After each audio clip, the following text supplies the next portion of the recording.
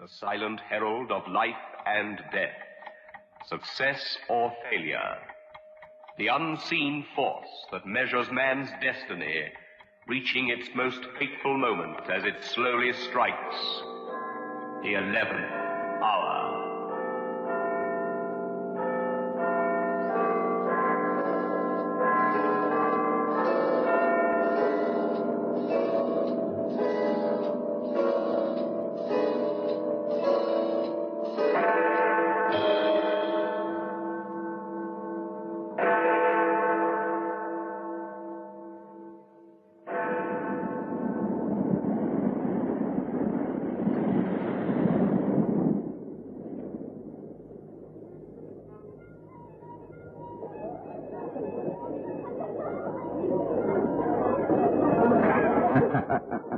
Oh, listen to them, Katie Donald. Did you ever hear a happier sound in all creation? And why shouldn't they be happy, Father Donahue? Aye, it's not every day that such a blessed marriage comes on the islands. Blessed marriage. It is that. I know. He's a good boy, my Tomas. And I in much his goodness. Kate Donald, it's not an inquisitive man I am, but would you tell me why your face just went dark like a cloud going over? Oh, 'tis nothing, good Father. It's Paddy you're thinking of. Father Donahue, sometimes I don't understand the ways of the good Lord. Tomas and Paddy, both of them born to me on the same cold winter's night, both of them the same flesh and blood out of me, and yet Tomas as good as an angel, and Paddy evil from the moment he took his first breath of God's good air. Now, Katie. Your son Tomas, he's repaid you for all your trouble. A good boy. And now the prettiest girl in all the Blaskets waiting to be his bride as soon as the sun starts setting. Oh, I tell you... Tomas, my boy. Well, and what are the two you're holding a secret meeting about? We've been talking about the prettiest girl in the island. You mean she's the prettiest girl in all the world, aye, Mother? I'm so happy for you, my son. I know, darling. See, it's getting too late. I wonder where Paddy can be. It'd be a better wedding without him. Now, Kate Donald, don't. Paddy may be there. Oh, well, I think I'll go out and listen to the fiddling. See you when the sun is setting tomorrow. Aye! And the sooner the better, Father. It's an impatient man I am. Ah, the good Father. A marriage blessed with his tongue is a marriage that... Mother, what is it? You know the answer. Paddy? Aye. Oh, he'll get to my wedding. I'm praying he won't. Now, Mother, don't say things like that. After all, he's your son and my brother. Sorrow on my heart. Drinking and brawling and...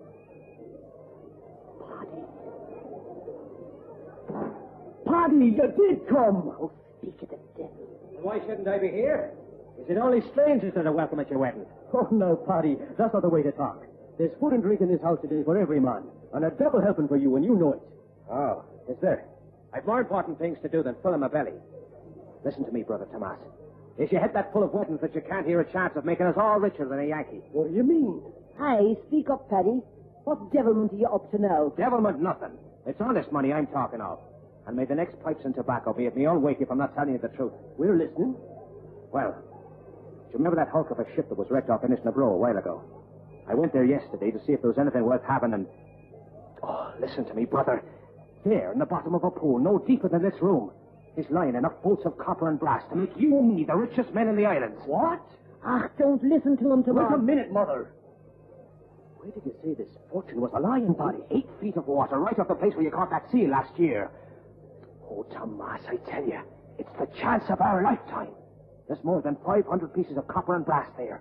And they're worth £1 a piece as sure as I'm standing here. Well, haven't you got something to say to me? But my wedding... Oh, you talk like you're cracked. Wouldn't you rather bring the bride a pocketbook filled with gold sovereigns than the empty leather you've got now? Wouldn't you rather be able to give her a bit of meat in the house and a little dress for the prettiness of her than the empty words you can give her now? But, Paddy... Now, wish the mother, you talk to the man. The king's fortune right under his hand and the cracked fool won't bend down to pick it up. Tomas. Aye? It would be nice to have a bit of money in the house. Aye. Then what are we waiting for? What do you think, Mother? Ach, I fancy Eileen will wait 3 hours for you. Ah, now you're talking words that mean something. Come on, Tomas. 3 hours and I'll have you richer than... right, Eileen. Let her have the word whether you stay or go. Stay or go where, Mother Donald? What's going on, Tomas? Well, you see, Eileen, Paddy here says that he thinks that... the day's short. Let me say it. There's a fortune in brass and copper boats waiting for us in water no deeper than a man's neck off Inishnabroo. And Tomas here thinks you'd be fool enough to say no to his going. But must he go now? We'll be back in 3 hours, Eileen. And the sea's as calm as a place at sea. Just think, Eileen. You'd have a dress for every day of the week. Tomas, do you want to go? We could build a new house with the money. Sure, the finest house O'Donnell ever had. Come on.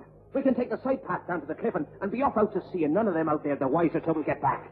Your boat will hold. Wait, brother. Eileen, is it your wish? I'd be a poor wife to you, Tomas, if I stood in your way of making a living, even before our marriage. My darling. There'll be time enough for that stuff when we get back. Come on, Tomas. Let's get out there. Hurry back to me, Tomas, my dearest. The sea will take me to our good fortune, and the sea will bring me back. Out this way, Tomas. Hurry. I'm coming! Until the wind, darling. God go with you. Tomas! Yes! Yes!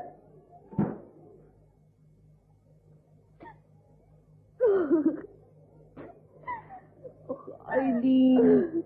Oh, little baby, why should you cry? Tomas has ploughed the sea so many times. Why should you cry this time? Oh, Mother Donald, I'm frightened. Frightened? But why that? I don't know. When that door closed behind him, it seemed as if the waters of the sea were closing over him. And, oh, Mother Donald, hold me close. I'm so afraid.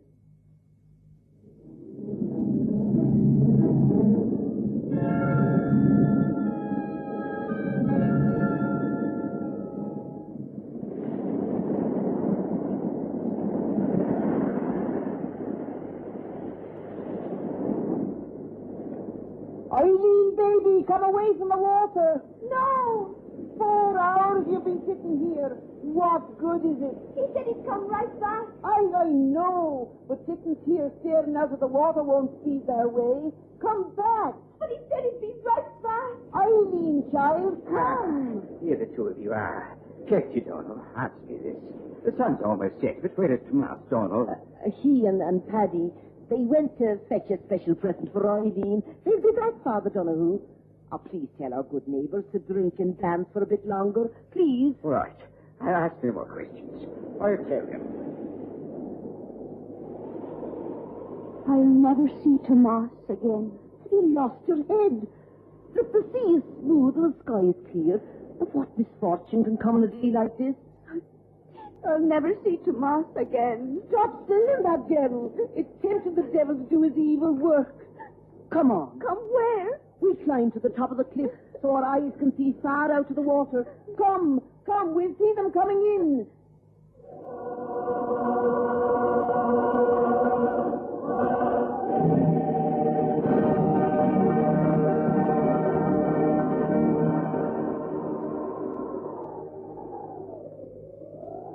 The sea! Look at it, Mother Donald. Empty. Oh, Tomas, Tomas. Stop it, Carol. Nothing's happened to them. It's taken them longer than they thought. I told you that before. There's not a pin's worth wrong with them. There can't be, I tell you. Mother Donald. What? To the west, where they went. The water. Holy Mother! That wind! Where did it come from? Out of the west, where he was. But so quick. In all my years, the wind's never come up so quick before. The water. Look at it swirling and tossing before the wind. He's dead. My Tomas, dead. Dead. Dead. Tomas, dead. No, stop saying that. He's not dead, my Tomas. Not dead.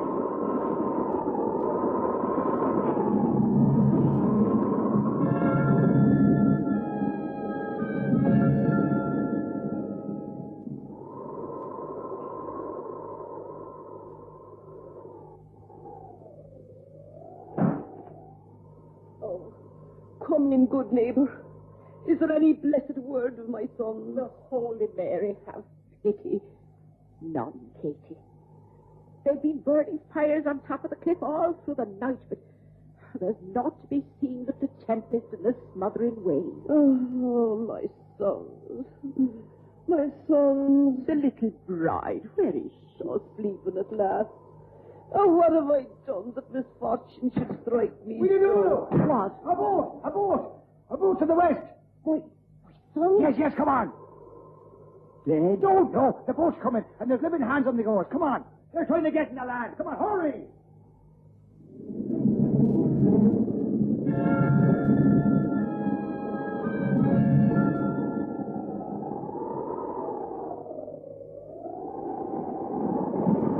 Hurry, Mother Donald! Oh, look! All the people! Aye, the word is spread. Can you see anything, Eileen? No, there's so many on the beach. Oh, why don't they stand aside? Oh, good neighbors, let us through. My sons. Yes, let us through. It's the Widow Donald. Stand aside. Stand here now. Oh, I can see nothing. The waves and the stars, Eileen, you. Oh, yes. Yes, Mother Donald, I see them, I see. Where? Why did I have to be careful? Where? Look, over there. Follow my finger. Oh, blessed Mary, they're coming back. Yes, I see the boat. Oh, blessed boat. Oh, wait, they'll swamp the boat. Oh, somebody do something to help them. No, they're all right. Sure they're all They're sailing over the water. They're getting in now, look. Oh, Eileen, if only my eyes were young and sharp again. Can you see them both? Both, my sons? No, I can't quite. Just the boat, it lifts and falls the top of the waves so quickly I can't. Ah! Eileen, what is it? What? One. There's only one in the boat. No. What are you saying? There's one in the boat. Which one is it? I can't make it out. Is it Martha? Come on, into the surf and give my hand now. Get back, that's me. Oh, Mother Donald. Oh, Mother Donald, are you hurt? Are you all right? I'm all right. But my son, now where? That way. They brought the boat right in, The look. boat's in. Come on. Come on, The boat. Stand in right there. Let the widow Donald and the dog come through now. Yes, let him through. It's the mother of Come on, the one more bride. now, come on. Come on. Well, I'm back, Mother. Paddy. She's saying to get water. Now, stand back there now. Come on. You. Paddy. Yes, it's me. Haven't I got a right to live? Tell me quick. Where is my son Tomas? Tell me, Paddy. Where is my Tomas? Where do you think he is, old woman? Dead. At the bottom of the sea.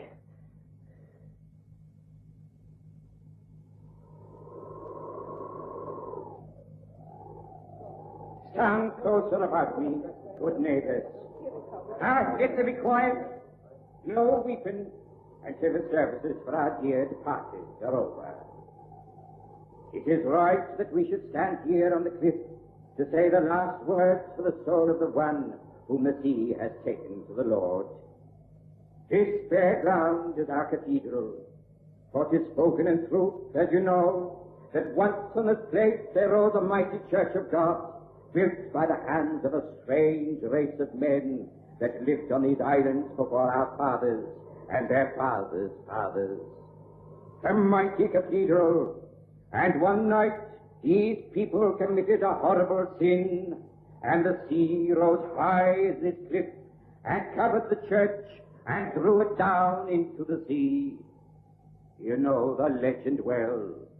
There is a cathedral under the sea at the base of this place where we stand. And if a great wrong is to be done on these islands, the bells under the water ring and ring until men cannot bear the sound of it, and the very heavens tremble with the glory of God and the glory of righteousness. So I say that if there was a wrong done on the sea to Tomas Donner, I know in my heart that the bells would ring. Yet they are silent. So we know that Tomas Donner died in righteousness. And now I take this wreath of sweet-smelling ferns and throw it to the waters at the Thomas Donald's grave. Blessed are they that mourn thee, for they shall be comforted.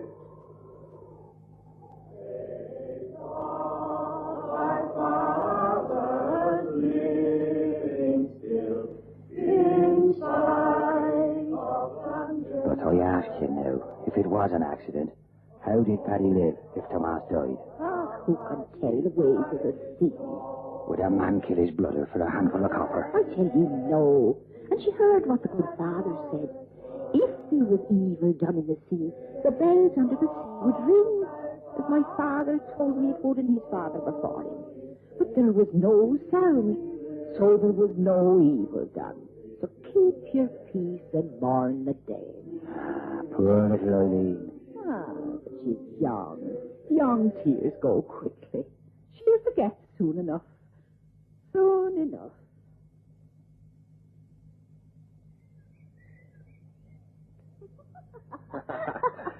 Well, so you like the tale I've told you? Oh, Paddy, you've a tongue in you for tall stories. There's some I could tell you that would be told with my heart. Oh, no, Paddy. Give me a hand, Eileen. You took it. Why ask? I want more. No. All these months I've closed the mouth of me to keep from saying it.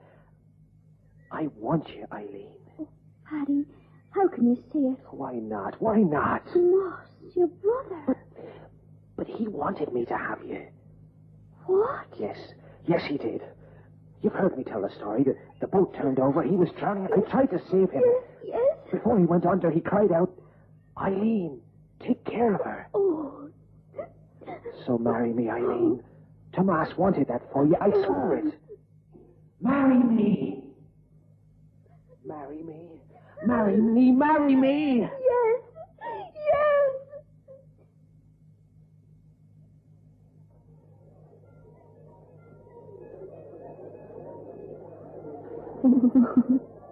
Oh, Mother Donald, why did you sit here apart from all the rest and weep? I'm not weeping, Gerald. Oh, for weeks you've been so sad. Can't you find a little joy in your heart for this day of my marriage to your own son? My son. I don't love him as I did dear Tomas. God rest his soul. But you know Tomas's dying words. And I'm so lonely, Mother. Sometimes I think, oh, Mother Donald, don't make it hard for me. All these weeks. Dead in the sea. Oh, no, don't talk of him. Oh, Mother Donald, why must you take the little joy out of this wedding day? Oh, there's a wedding for him in the sea. Stop saying that. He wanted me to be with Paddy. He did. Oh, I don't know what to do. I don't. Eileen, we're waiting. Oh, let me be. Talking to the old woman again, eh? What's she been saying to you? Oh, let her be. Shut your mouth, you old crook. I'm sick of you trying to stop my wedding with your weeping and wailing. Well, I'm your son, too. And it's married I'm getting this day. I'm marrying Eileen. Aye, not even an hour from now, but now. So if it's a wedding of your son you want to see, come down to the shore with my friends and the priest is waiting. A wedding, you hear me, Mother? And neither you, nor heaven, nor hell can stop me.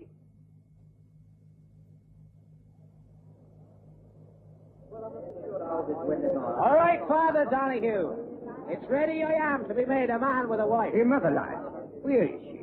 Mother, she's here, there, someplace, telling her neighbors how happy she is. Is she now? Is it a sin to want to marry and have a woman for a proper wife, Father Donahue? No. Then marry us now. Eileen, Yes, Paddy. we're ready now. Come close, neighbors. Wait! Who cried out? Who was it? It's the Mother Donald. It's Katie Donald. Katie Donald. What is it? Trying to stop a wedding she is. Well, you won't. You won't,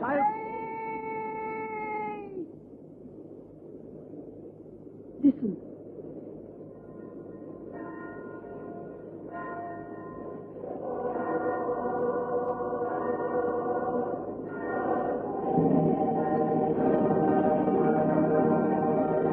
Listen to what? To what? Listen. There's nothing to hear, Father Donahue. Come away, read the wedding service. Listen. Holy Mother of God. Father Donahue, why did you say that? What's the matter with you? Why do you stand there with your jaw hanging? I mean, you two standing there answering me. What's the matter with you? I hear it. You what? What, have you gone daft, all of you? Why are you standing so still? What are you up to? All of them here, but you. Hear what? Answer me, someone. What are you hearing? What? Out to the sea! You're crazy, all of you. On your knees, my children! On your knees? Why are you praying? Someone tell me, what are you listening to? All of them here, but you. Hear what? What? Answer me, answer! Stop it. Stop looking like that as if you're hearing something. There's nothing to hear, nothing but the wind. Answer me, someone. What are you listening to? Whatever it is, I can't hear it, I can't. It's not deaf I am, I hear my voice. Father Donahue, tell me, what are you hearing? From out to the sea! What? A great sin has been done by one of us. But the old man said it was true. A great sin done, and out of the sea will come a great voice, and the heavens will tremble. Stop talking, my wedding! There can be no wedding. A great sin has been done. Listen and pray. Pray? I don't know what praying. Why should I pray? Get to your feet and leave my wedding. You're crazy, all of you. There's nothing to hear. There's nothing. Wait. I do hear.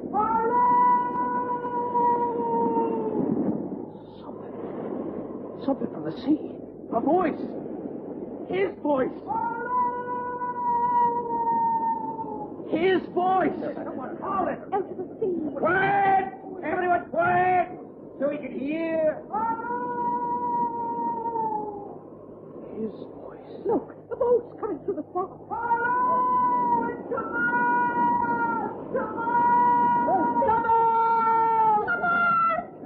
It can't be Tomas. I'm coming to you! There's a boat coming through the fog. Can't be Tomas, Johnny. No! He's dead! He's dead! Yes, you're dead, Tomas. Dead. Go back to the dead. I killed you. No. No, you won't get me, dead thing. No! I'll get away! I'll run!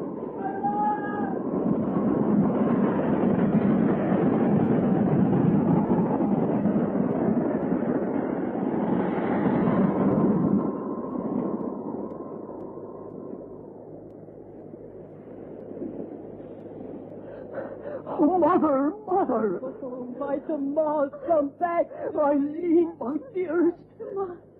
Tomas! And you, Father Donahue. Have the gators.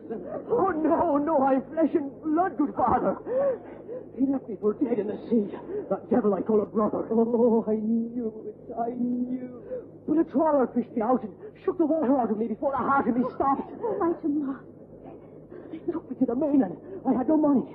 It took me all this time to get back. The fog was so thick out there. My boat, I almost ran it on the rocks till I heard the bell. Oh, the bell. Oh, blessed bells. Oh, tell me, what were those bells? Guided me in here. Strange bells. There are no such bells in the islands. Why did you look at me like that? Father, you tell me. What were those bells? Tis said, there is a cathedral under the sea at this place where we stand. And if a great wrong is to be done on these islands, the bells under the water ring and ring until men cannot bear the sound of it, and the very heavens tremble with the glory of God and the glory of righteousness.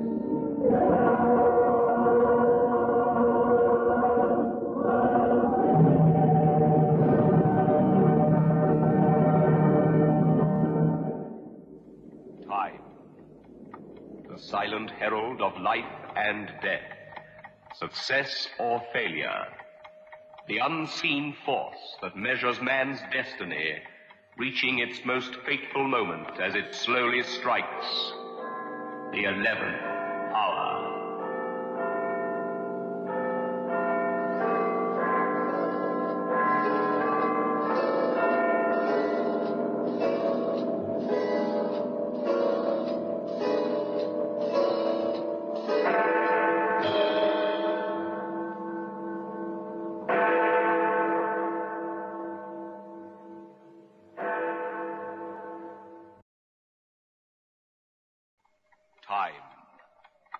the silent herald of life and death, success or failure, the unseen force that measures man's destiny, reaching its most fateful moment as it slowly strikes the 11th hour.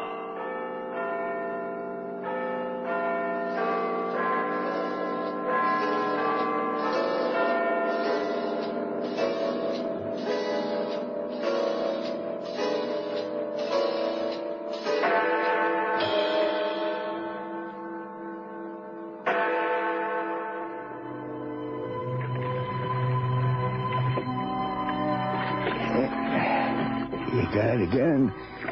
Ain't seen her lady. You're bound to use it. Echo of a Savage.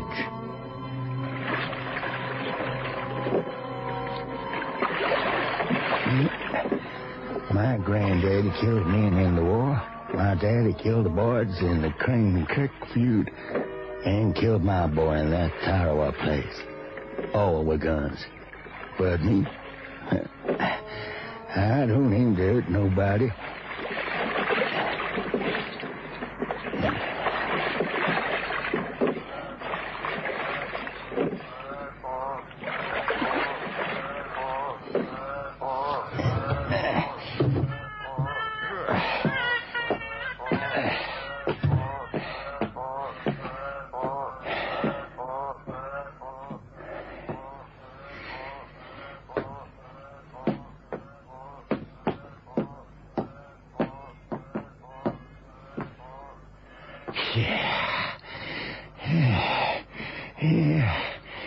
Yeah, move soon. It'll be a chore. But land's all about he's all gator land. And my gators building the nest, and they sure blame Riley. Ought to get me Aunt Board motor, except I won't afford it. And not from what the traps bring in. And even if I did, I'd never keep the blame thing in gas. Still, it's gonna get tougher and tougher to move this here shanty boat with a skiff. I ain't getting no younger. That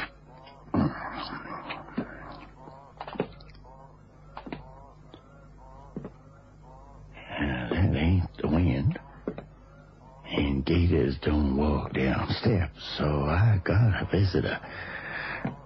Now, what tarnation?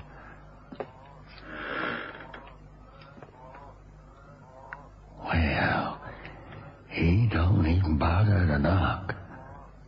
All right, if we bother you? Yeah. I'm Mr. Foley.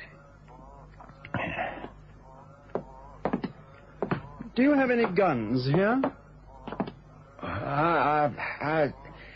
I don't believe in them. Oh, don't you really? I'd think that living in a primordial morass would make a gun a necessity. Well, how's that you called it? A prime what? It means the primitive state, out of the time of elemental savagery. This is Jane, and this is not, I repeat, not her Tarzan. His name is Sam. Oh, come on, Foley. Quit fooling around. Is this boat safe? It looks older than the Ark. I took the builder myself. Bottom's still sound as a nut. I hope so. I don't like water. I don't swim. I better scout around for any guns, just to be sure. Well, why can't Sam look? I'm bushed. Because Sam will look for the wrong things. Sam will look for little valueless objects he can stick in his pockets. Won't you, Sam? You keep an eye on the bag, huh, Dad? What's in there? Yeah, sleeping room.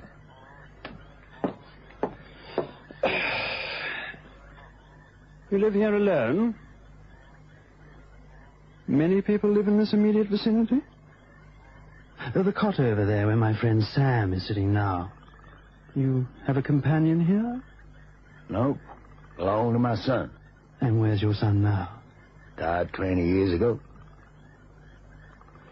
I'll explain exactly what we want from you. Food, blankets, and directions. We want to get across the swamp. Engineer plane, then. It's 600 miles crossed. Every mile is kindly hell on earth. Oh, we'll worry about that end of it. Because of this, you see, this bag. We're in a bit of a hurry. Yeah. I reckon that dar bag goes for money, don't it? And I reckon it's stole from a bank or some such. I'm afraid it's more than a case of stealing, old man. You see, there was some objection to the transfer of ownership. What he thinks he's telling you is that Sam there doesn't know his own strength when he gets excited. You've known men like that. Somebody makes a pass at them and they go all wild and grab on like a bulldog. And everything upstairs goes blank. Well, Sam's like that. That's what Foley there thought he was telling you. But he's English, you see. And the English take an awful long time to spit out of their mouths what occurs in their heads. There's a roadblock sometimes between the gray matter and the lips. Had me an uncle like that once. He was a gator grabber till he got a hold of the wrong gator once. Why don't we hole up in this scow for a while? I'm not any too excited about getting any deeper into this gator slough. We're too close to the Suwannee. They run excursion boats all along the river. And where an excursion boat can go, a police boat can go one better. Well, at least tonight. I'm bushed. And just for tonight, we'll lock the old man in the front room. Huh? Why waste a double bed? Sam can fix him out in that slough. Either Sam or you. Maybe thinking again we'd better not let Sam... Some local might come along. We'd need the old fellow then to act as a front.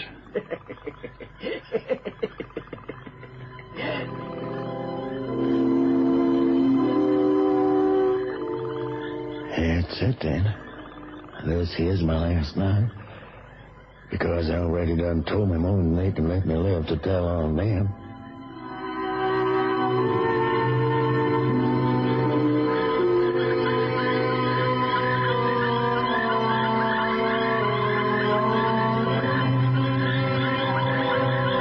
I thought you were bushed. I'm 35, pal. I ain't too tired I can't count my share. You don't have any great urgent objections, do you, Mr. Foley?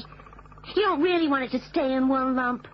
So some smart boy, all he has to do is to pick up the whole bag of boodle tonight and skip out while the other two are sleeping. Do you, Mr. Foley, sir, Esquire, my lord? Of course not, Janie, my dear. By the way, I don't suppose you found a gun when you looked? I didn't find one. You want to search me? Certainly. I think I ought to.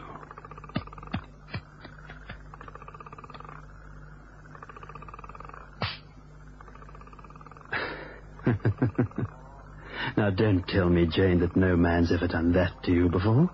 Because, dear girl, I simply won't believe you. I'm choosy, you. I don't have look touched an me, innocent, Mr. blushing Foley. virgin. Sure, men have touched me. I think I'm sure. able to, shall we Listen, say, I can't talk at the same time as you, Mr. Foley, so one of us ought to... Now look what you done and done. You rattled Sam's cage over there. You got him all excited. You were saying? Oh, I've forgotten. You were about to talk of men, of your past experiences. You think I'm going to give you a cheap thrill? All right. I shall take your word for it, Jane. Just as I took your word when you told us you lost our only pistol on the river. Damn it, Foley, if you think I did... Forgive me, Jane. I was only ribbing you. I'm sorry. Where the heck do you think I'd hide a lousy gun? Where? Oh, all right, don't say what's in your nasty, unpleasant English mind. I was simply thinking that a lady has a multitude of places. They make the best customs dodges, you know. Ladies. Sam, come on over here. We're divvying. Good night, then. I'm mighty tired. Yeah, you do that. Say good night and get that... Jane, aren't there some windows in the other room that should be locked from the outside?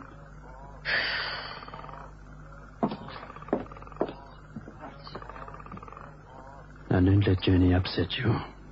We're not going to kill you. We need you, you see, to guide us across the swamp. I already done figured that one out for myself, mister. I'd work now. Well, that's very smart of you, old fellow. Yeah. Now, come on now. In you go. You'll be quite safe.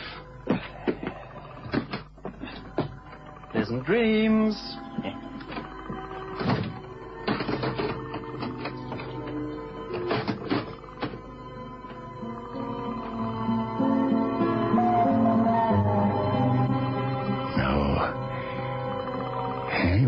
Kill me yet. Not till they get what they want out of me. They sure as hell kill me then, though.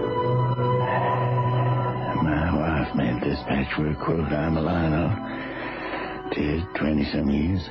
My son dead 20-some years. to it matter if this old body stops being true? Yeah, too damn sure it do. This old body likes to hear a joey twirp at me from a log.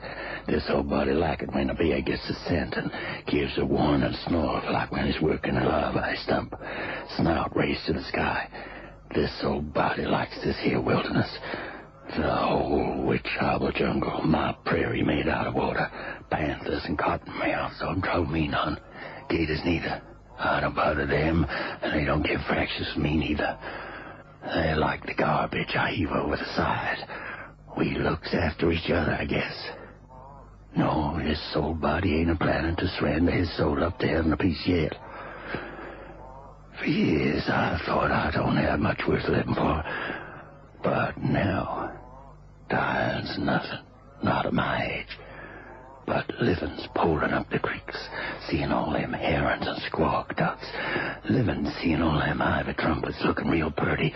The pink hurrah blossoms coming into bloom in the spring. Primordial. Yeah, it's all that and then some. Okefenokee is about as far from civilized places as hell is from a nursery story. One thing sure keeps surprises for strangers. Violent surprise. Yes, sir.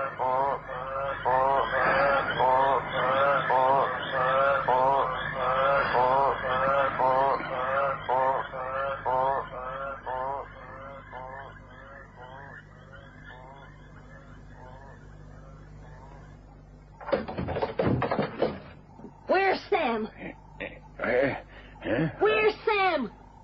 Wake up, you bleary old coot. Where's Sam? I'm getting old. I'm all stiff in the morning.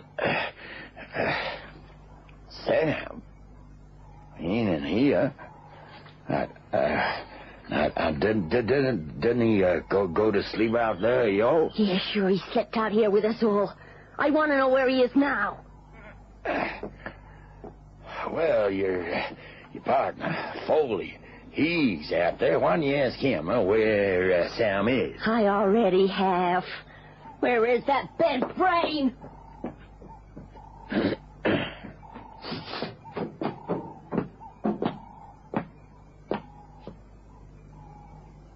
Yeah.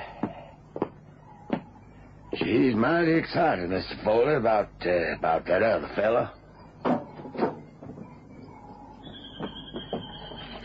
He's gone. The boodle, too. His, yours, mine, all gone.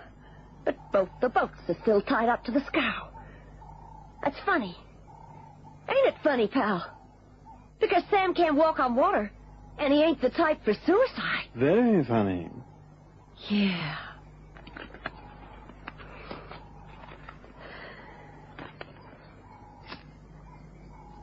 You had to do it, huh? In the night, when the poor saphead was sleeping. Oh, why be so cross, Janie? Oh, you mustn't be cross. Your lovely, pretty face is all... Oh, come off it, Foley. Nobody ever hinted I'd ever win a prize in the beauty contest. Stow it. I got other talents. Yes, from right here, Jane, I can see two of them. Oh, Jane, my dear, I repeat, you mustn't be cross. Similar thoughts occurred to you. Now, why not admit? What are you doing? Oh, Jenny, no. Don't be silly. You see, you always think, whilst I act. That's why at 35 you'll never see the extra 20 years I have on you. I won't, huh? Sorry, pal. I forgot to mention this little item. She's honed real sharp.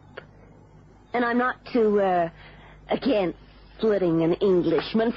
Makes us even, huh? I neglected to mention this. You filthy...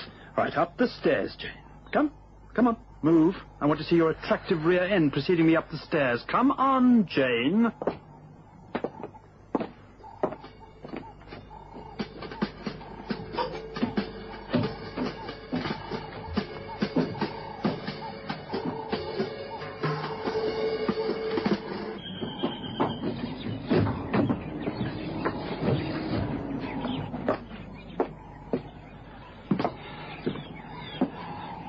All right, Jane.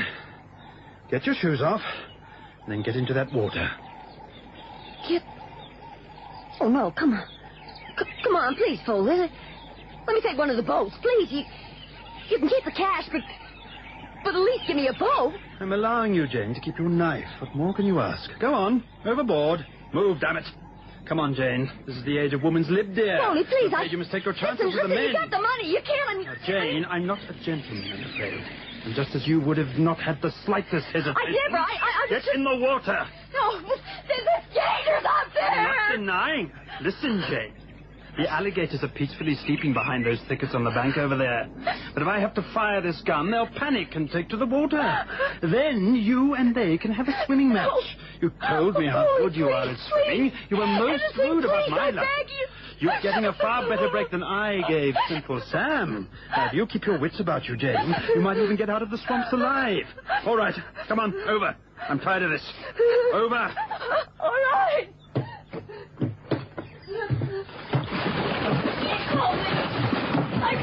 I met some cold men in my life, but gee, Foley, you ain't even human. I'm a girl.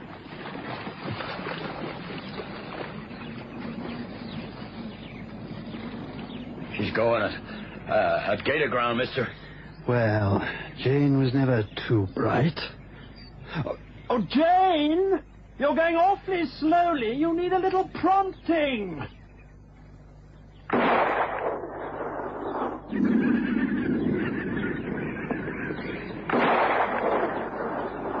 Mister, you done woke up all them gators.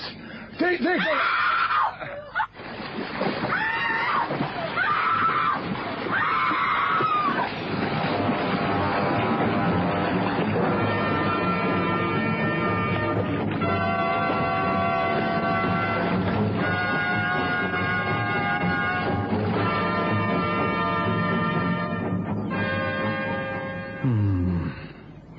Oh, she was very coarse, awfully uneducated, and not at all pretty.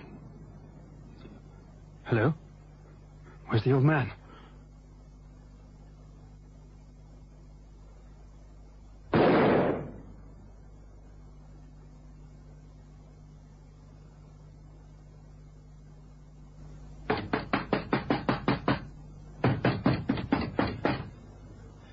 You're being foolish, old man. You might have stood a chance if I'd let you take me into the swamps. That's what you were thinking of at the time, wasn't it? To get me out there and lose me. But I can do without you, you know. I'm quite self-sufficient, even this primordial hangover.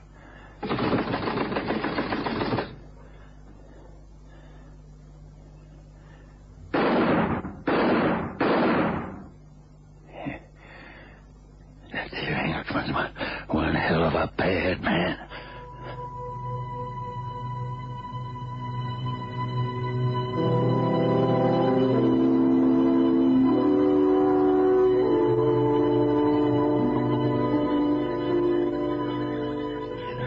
Blankets, provisos, anything he reckons will help him across that swamp. Well, I guess that'll keep him busy for a while. I guess I've got to be real mean now, because he ain't about to just walk off and leave me here alive. He's mighty upset with me. He'll think of something for sure. He's got to. He could shoot the lock off of that door in time, but I guess all of his bullets will be used up by then, and he won't like that.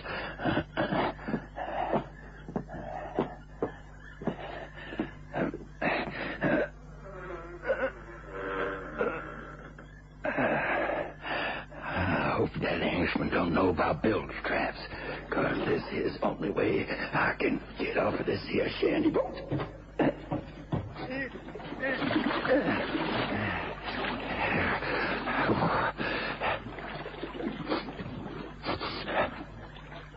Smoke.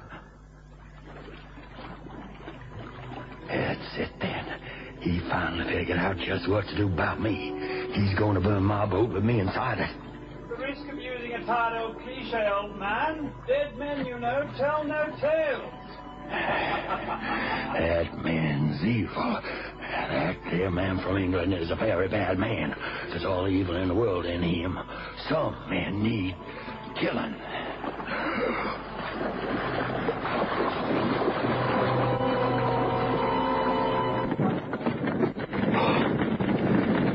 Well, maybe alligators will like their meat cooked for a change.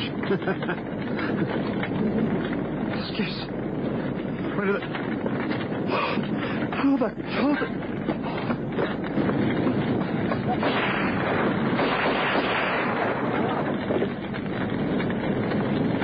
Come back, old man!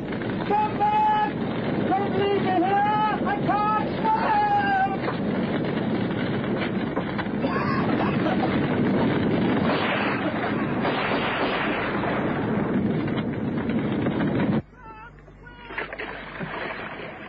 What should I do? What's right? Look at them gators, threshing away from the old shanty boat. Them birds, that crossback, fox running away there through the palmettos. Every living thing racing, tearing away like it's a place of contamination. Yeah, and so it is, too.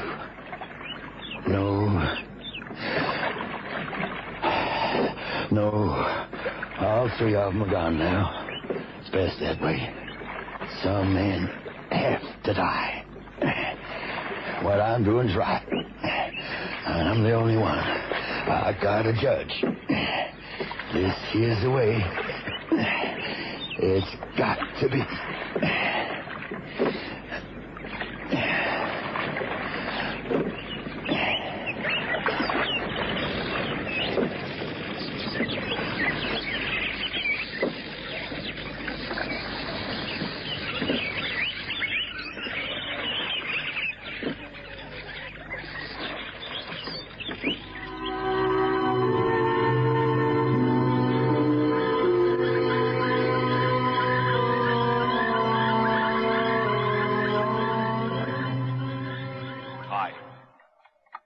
Silent herald of life and death, success or failure, the unseen force that measures man's destiny, reaching its most fateful moment as it slowly strikes the 11th hour.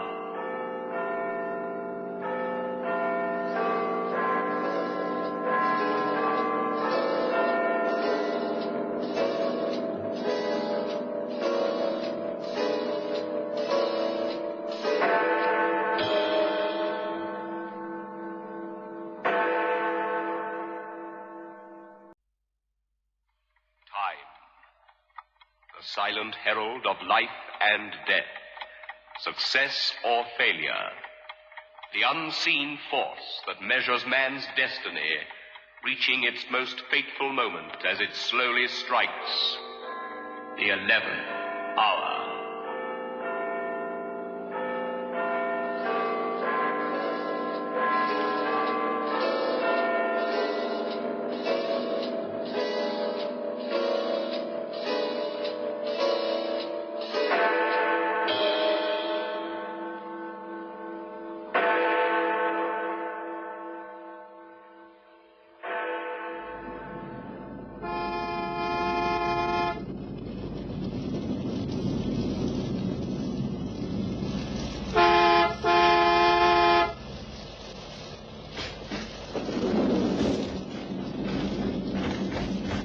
Is it petrol you want? Yes, please. Just a couple of gallons.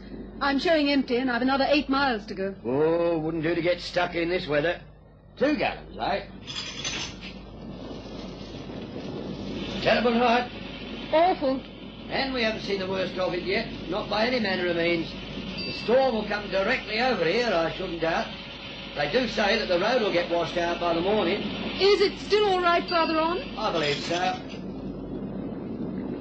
2 gallons, 7 and 4, please, miss. Thank you.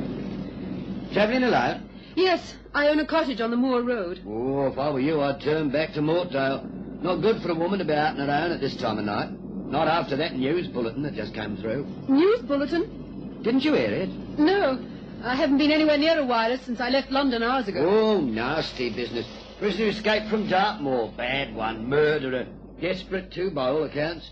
Everyone in the district's been told to watch out for him. Anyone up there at your cottage, miss? No, but I'm expecting some friends later on this evening. They're motoring down from Ilfracombe. I was going on ahead to get the place ready. Well, I don't think it's very wise for you to go on up there alone. It's after 8 now. Well, they won't be arriving till 10. And if I don't get there first, they won't be able to get in. Oh, well, I expect you'll be all right. Just as long as you don't stop on the way, that's all. I won't, don't worry.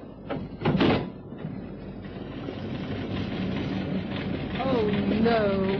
Now what's gone wrong? Turn it off till I have a look.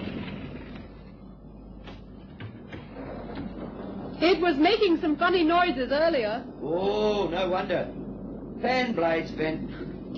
Can it be fixed? Oh, it's old, the radiator. It's leaking badly. Oh, dear. No, I'm afraid you can't go any farther in this car, miss. Not tonight, anyway. But I have to get to the cottage. Oh. Well, I'll tell you what I can do. I can drive you up to your cottage in my utility. I'll shut up the garage. Won't be any more passing trade tonight, that's for certain. Well, that's very kind of you. No, it's no trouble. I'll pay you, of course. Oh, don't worry about that. I'll start work on that radiator in the morning. Have it fixed by the afternoon. Then maybe one of your friends will drive you down to collect it. Yes, that'll be fine. Well, now, you stay right there. I'll pull the utility in alongside of your car so as you won't have far to walk in this rain. Back in a minute.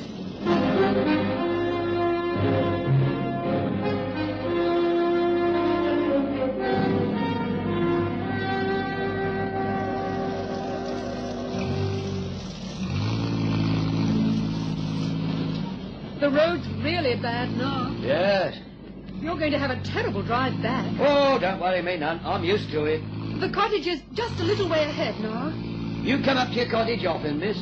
Well, this is really only the second time. I only bought it a couple of months ago. Wanted somewhere to hibernate when city life became too tedious. This is the place to hibernate, all right. The moors. Yes, I thought you knew about the place. Know most people around here. Lonely spot, though. Especially on a stormy night. Good couple of hours before them friends of yours come down. If they get to the cottage at all. Perhaps the Ilfracombe road has been cut off. Could be. Well, if they don't show up, you just take my tip and keep that cottage of yours well locked up tonight. You don't want that escaped convict come knocking at your door. Bad one, that. Police gave a description of him. Tall, blonde fella. Yeah, and they reckon he's got a gun. Stole it from a warder he killed. Oh, dear. Oh, I'm sorry, miss. I'm scaring you, aren't I? Oh, he's probably miles away by now. They might even have caught him. You'll be all right. You got a telephone up there? No. Electricity? Yes, they put it on about 3 weeks ago. And you'll have a wireless, no doubt. Oh, well, that'll be some company for you, won't it? And you'll be able to keep in touch with the news on that convict fella. Oh, there's a cottage up there. Yes, that's it. Oh, yes, 'tis a lonely sort of place, isn't it? In my younger days, you'd never find a lady living alone in an out-of-the-way sort of place like that. Still, they do say as how the modern woman can look after herself better these days. A bit too independent, if you ask me. Well, here we are. You run on ahead and get the door open. I'll bring in these parcels. Well, it seems to me you can feed an army with this lot. My friends are staying for the weekend. You better run. You'll get soaked in 2 shakes.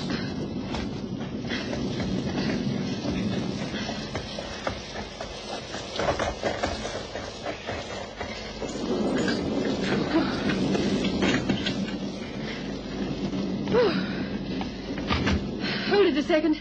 I'll put the light on. The hall light's just here, in the corner. Oh, no. Lights on the blink? They promised they'd connect the power 2 weeks ago. Oh, probably did. Power failure, more than likely. Wouldn't surprise me in this storm. Yeah, wait till I put these parcels down. No lights, no wireless, no nothing. Suddenly hibernation has lost all its charm. Well, now we can see what we're about. There's some hurricane lamps and things in this cupboard. And there's a paraffin stove here, too. The least I can do is to offer you a cup of tea for your kindness, Mr... Oh, just call me Harry. Everyone else does. And my name's Jill Dorning. Oh, that's better. It gives a bit of an eerie light, though. Better than none at all. You will have a cup of tea. Oh, go down well, thanks. Tea's in the brown paper parcel. Right. You lived in the area long, Harry? All my life, Miss Dorning. Oh, it's all right in the summer, you know. A bit depressing in winter, though. And lonely, too. Take this cottage, for instance. I bet that convict fellow would be darn pleased to find a spot like this. He could stay here for days without anyone coming near. Oh, that gave me such a scare. 8:30. Must have taken us half an hour to drive those 8 miles. Now, that's very strange, that is. Oh, well, the road was bad.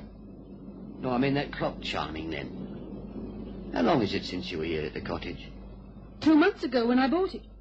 Clock goes for 8 weeks. I know. No, it doesn't. And the place has been locked up? Of course. I think someone's broken into this house. Recently, too. The escaped convict. Could be. How many rooms to this place? Lounge, kitchen, dining room, study. And upstairs there's 2 bedrooms and a bathroom. Yes, Miss Dorning. It struck you too, didn't it? He might still be in the place. Oh, let's get out of here. Not a bad idea.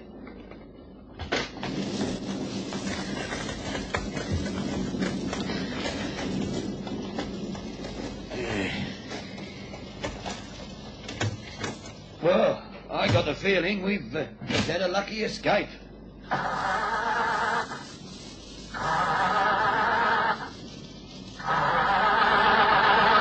I spoke too soon. It must start, it must. Try again. Come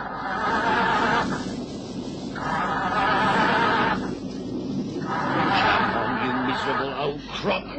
Maybe some water got in under the bonnet. Well, I'll go and have a look. You stay where you are.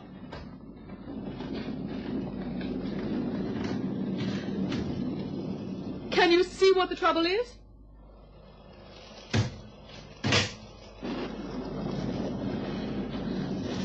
Oh, well? We'll not get this to start. Why not? Someone's taken the distributor head off. But they must have done it whilst we're in the house. What are we going to do, Harry? Only one thing we can do. Start walking. Now look at that road. We wouldn't get far. And he'd follow us for sure. He's probably watching us right this very minute. Oh, dear. We've got to go back into that cottage, Miss Dorn. Into the cottage? Reach under the seat there. You'll find a jack handle. Hand it to me, will you? But he's got a gun. Aye. But there's 2 of us. If I could get close enough to him before he pulls the trigger... Oh, no, you couldn't. He's a desperate man. That's right. He'd kill you as soon as look at you. He's a 3-time loser. And they say he's a psychopath, too. You know, mad. Like I said, he's probably watching us right now. And if we made any sort of move, he'd follow and shoot us down, likely as not. You know why? Because we'd report his position to the authorities first chance we got. And they'd come after him right away. Then we're trapped. But we got one advantage over him, Miss Dorning. An advantage? He doesn't know about your friends coming down from Ilfracombe. But they won't be here for an hour and a half yet. That's right. So we've got to try and keep him occupied till then. An hour and a half, Miss Dorning. Come on, let's get back into that cottage. If he sees that jack handle... I'll hide it under my coat. Come on.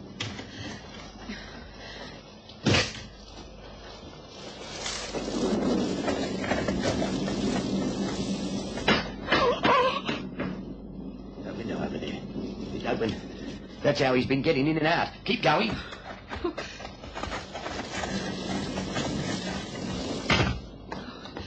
It's so dark. If only there was more light. I'm very glad there's not. Oh. It wouldn't have been quite so easy if the place had been a blaze of light. Yes, this is a gun I'm holding. It's loaded and the safety catch is off. Now, you, my friend, be so kind as to drop that jack handle on the floor. I'm sorry, but I'm not going to give you any chance to use it.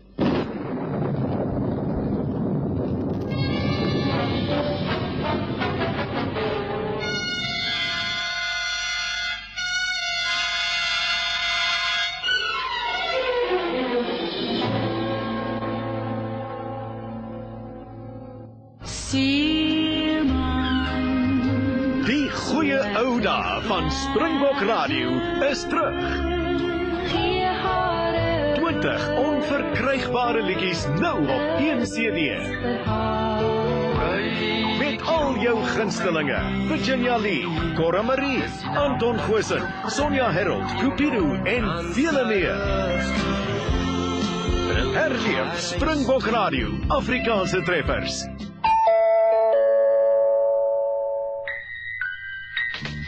Splish, splash, the water hogs splashing all day long.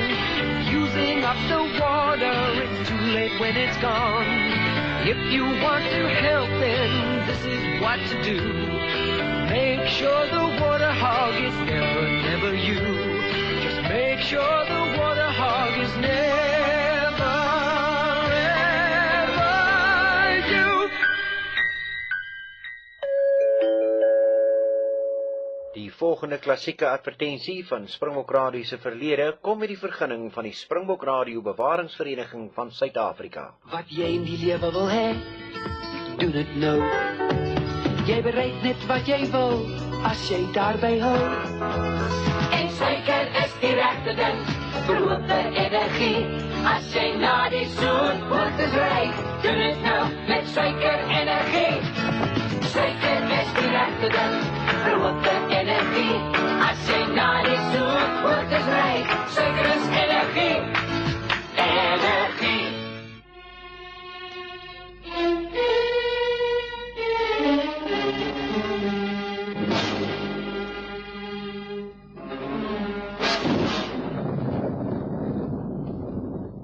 Do as I say. Drop that jack handle. Now! That's better. And move away from it, both of you. Go and stand in the center of the room where I can see you.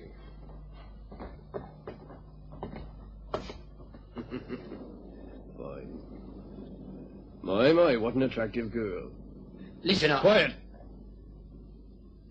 For the moment, I'm going to do all the talking. Everyone starts babbling and I get confused. I thought someone would show up, eventually. Now, mind you, I didn't think for one moment that we'd be entertaining a lady. I've been here quite some time. 3 hours, to be exact. Thought this would be a good place to wait. Remote, lonely.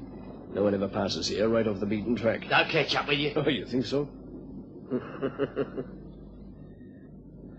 I overheard you mention something about a cup of tea, Miss Dorney. Now, that'd be a good idea. I like it strong with plenty of sugar. I wonder if you wouldn't mind fixing me up with one. Oh, and one for yourself and our friend, of course. Oh, I'm so tired. So terribly tired. Been on the go for hours. Yes, I'll bet you have. Very exhausting business. You're a cool customer. You have to be in this life, my friend. You know, this isn't a bad spot, is it? A fellow could stay hidden here for ages, couldn't he? I suppose so. I suppose you came up from the garage down the road. All right, don't answer then. Doesn't matter anyway. You must have come from there. The Ilfracombe Road's been cut by the flood. Oh. Did I say something to startle you, Miss Thorning? You're lying. It's not cut I'm off. sure it is. How's that tea coming along? The kettle's nearly boiled. Good. Then after we've had the tea, we'll have to be making a move. Make a move? Well, we can't stay here, can we? So it'll happen outside? No. Your hand's shaking. Are you frightened? You are a devil. Your tea. I'm afraid you'll have to give me the cup on its own. I can't manage the saucer and the cup with one hand. Yeah, that's it. Now, hand me the cup. Here. Catch! Ah, devil! Good girl! Get the gun! That was a quick thinking, Miss Dorning. All right. Give me the gun now. That's it. You got a clothesline in the kitchen somewhere? Yes, I think so. Beautiful timing, and it took a lot of pluck. My feet. All right, on your feet, you. Ah, that's better. Now, don't try anything funny. Here we are. Were you ever in the Girl Guides, miss?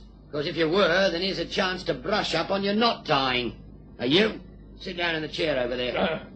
Tie him up, or I'll keep him covered, Miss Dorney. Right. You fool, what was the idea of that, eh? Are you in with him or something? He's the escaped convict, not me. What? Oh, they're devilishly clever, aren't they? Psychopathic, cunning, trying to confuse you, you see? Yes, Yes, of course. Time tight, miss. I'm a police officer.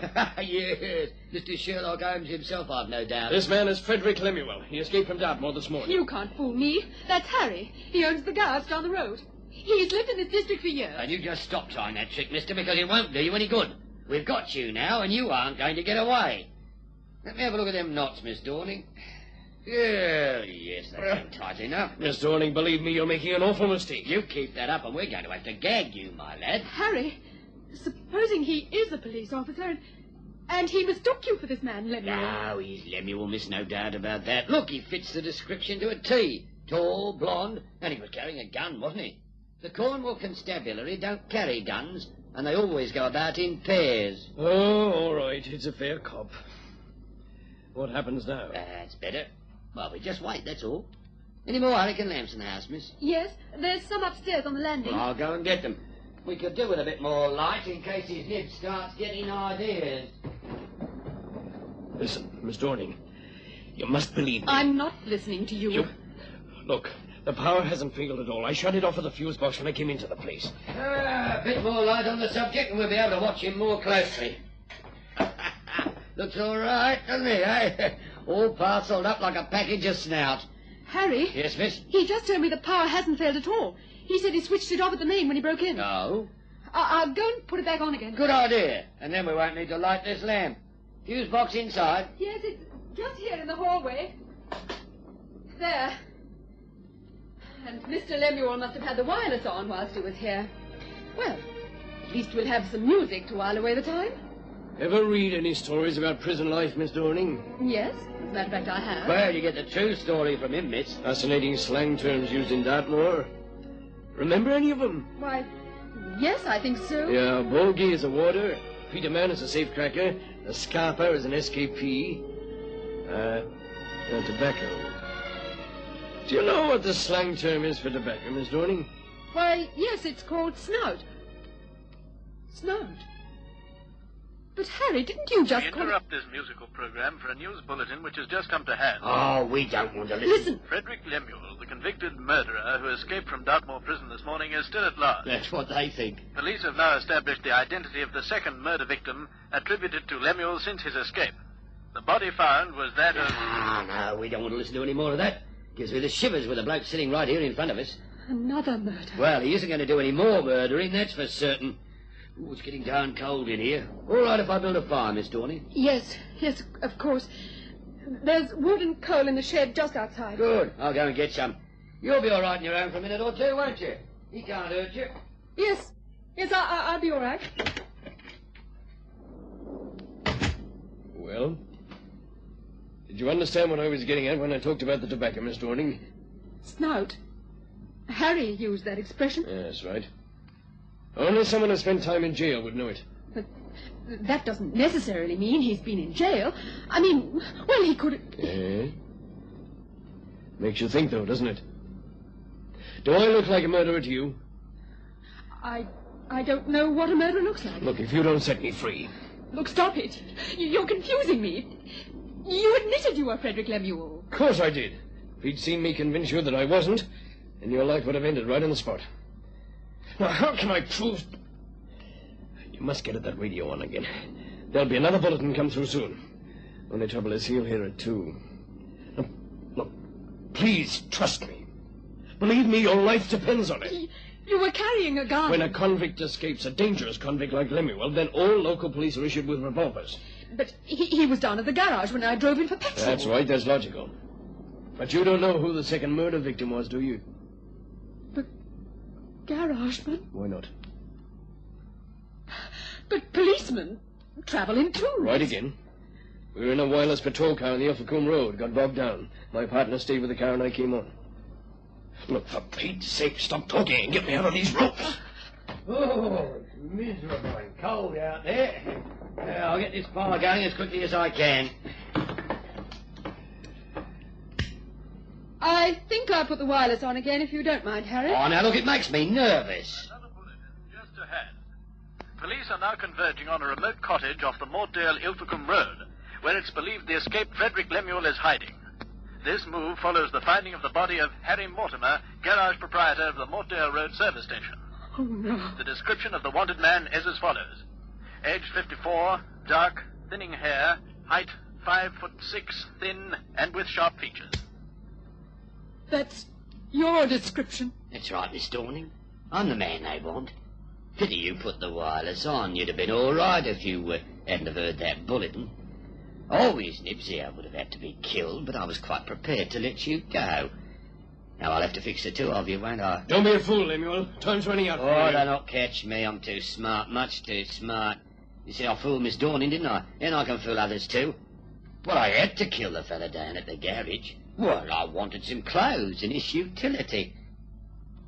Utility. All right, you. Where's that distributor cap? You can search for a year, but you never find it, Lemuel. You better tell me, mister. You should mean you never know. I wasn't thinking of shooting you. I was thinking about Miss Dorning.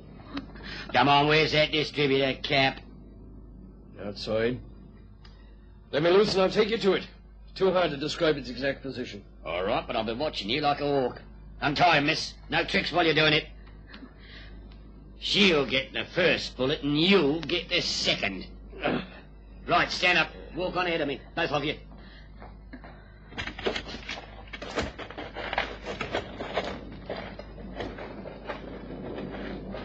It's over here, by the front wheel of the car. Didn't do a very good job of hiding it, did you? Didn't have very much time. Lift the bonnet of the truck, miss. All right, pick up the cap. That's it, and fit it on. And proper, mind. I'm watching everything you do. All right, now put the bonnet down.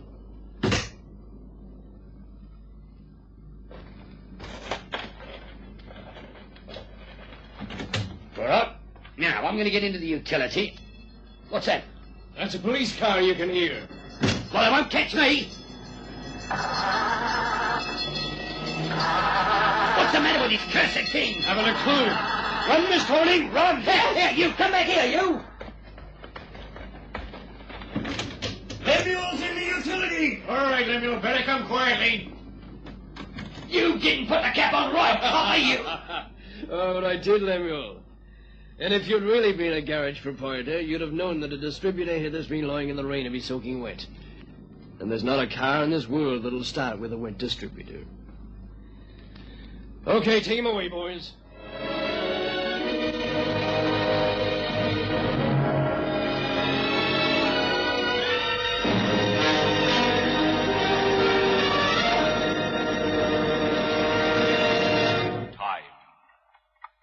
Silent herald of life and death, success or failure, the unseen force that measures man's destiny, reaching its most fateful moment as it slowly strikes the 11th hour.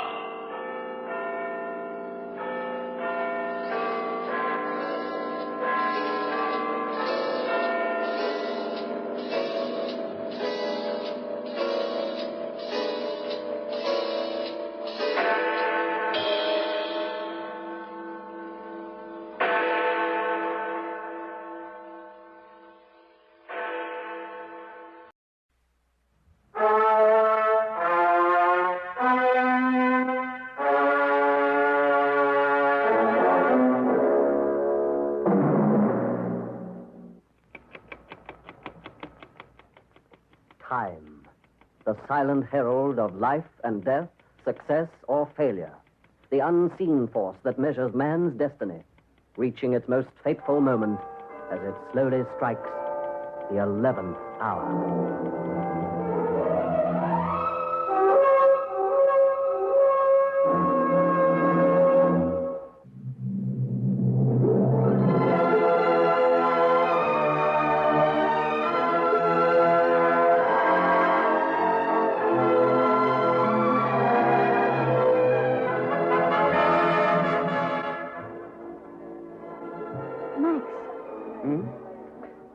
Sorry, Helen.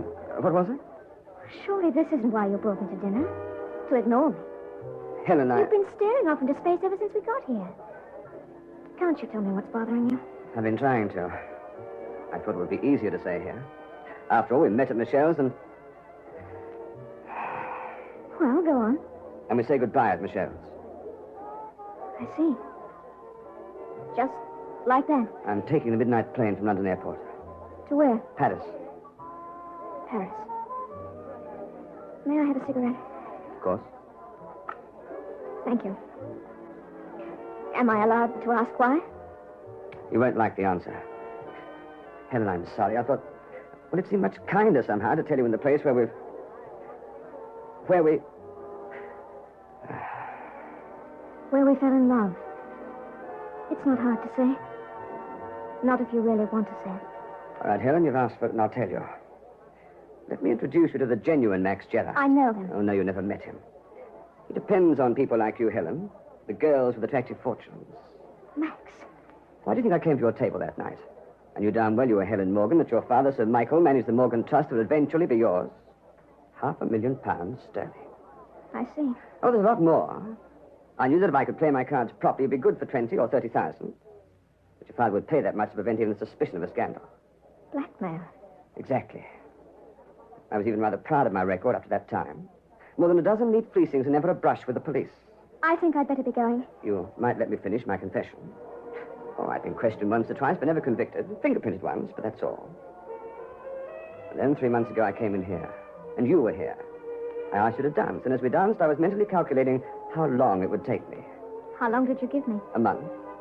That was 3 months ago. That month went by, and I couldn't face the thought of not seeing you. Second month, I kept telling myself not to be a fool, that Helen Morgan was just another bankroll. Then we come to now. Is that why you couldn't tell me? Because you didn't want to think it was true? I love you, Helen. Goodbye.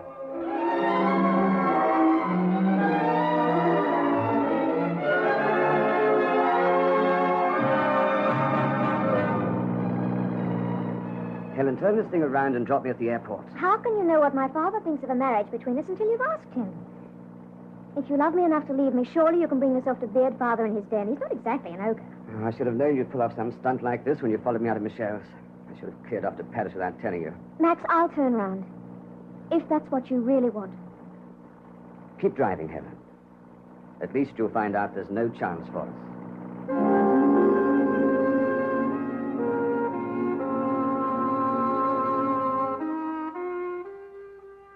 And another thing, Gerard, I've been wondering when Helen would decide to bring you home. Cigar. No, thanks, sir. Well, they're very good, I assure you. I have them brought over from Jamaica. No, thanks. I must admit I thought you'd have come to me earlier than this. Help yourself to drink. Sir Michael, I... Usually doesn't take this long, I'm informed. You must be slowing up, Gerard, getting rusty in your technique, perhaps. Ah, that's got it. Well, how much do you want? Father... Be quiet, Helen. That is what you came for, isn't it? Well, isn't it, Gerard? I suppose you have a letter that Helen's written to you, something I'll need to buy back.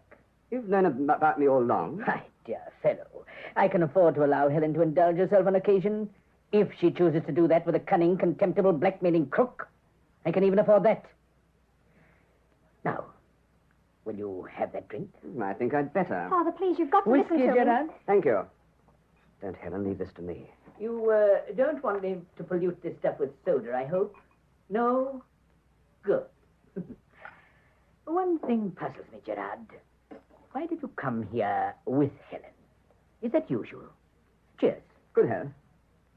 If you've quite finished, Sir Michael, I'd like to tell you why I'm here tonight. You were right, Max. It's no good talking to him. I was stupid enough to want to believe that there might be a chance for Helen and me. And don't think she doesn't know about me. I told her everything tonight. And when I left her, I was on my way to pick up my plane ticket for Paris. Did you say a chance? A chance for what? To be married. Now, listen, Gerard. Get out. Get out before I have you thrown out. And be on that plane, Gerard. If you ever set foot in England again, I'll have you arrested on sight if I have to part with my entire fortune to fix you. We'd better go, Max. You're not going anywhere, Helen. You are not to see this criminal again. I'm going to marry him, Father. You can't stop me. So, that's it. No blackmail, eh? I should have given you more credit in the first place. You're cleverer than I thought, Gerard. My reports weren't thorough enough. All right. How much to buy you off? What is the current price for husbands? Not a cent, Sir Michael. Goodbye, Helen. I'm coming with you. All right, Gerard. You can increase your price now. I'm threatening you with a gun. That ought to cost me a few extra thousands. Father, please. Keep back, Helen. Give me that gun. No. Helen, don't be a fool. Do you think I want to harm you, Helen? It's this black... Thief. Father! Father! Max, I've killed him. I've killed him! Helen, stop that. Helen, listen to me. Stop it, you hear? Stop it. I killed my own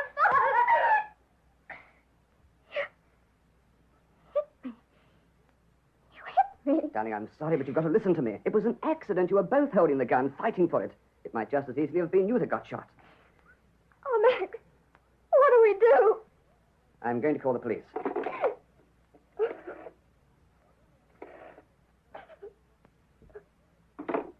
No, not the police. I've got a better idea. Helen, take the car. You can be at the airport by midnight easily. As soon as you've gone, I'll ring and cancel my seat on the Paris plane, then book it in your name. But, Max, Have you got a passport? Good. Go to Paris and stay there till you hear from me. I'll take care of things here. I can make this look like suicide. Oh, darling, don't send me away from you. Do you really think I want to spend the rest of my life on the run? Afraid to turn around in case I feel a policeman's hand on my shoulder? Blackmail is my line, Helen, not murder.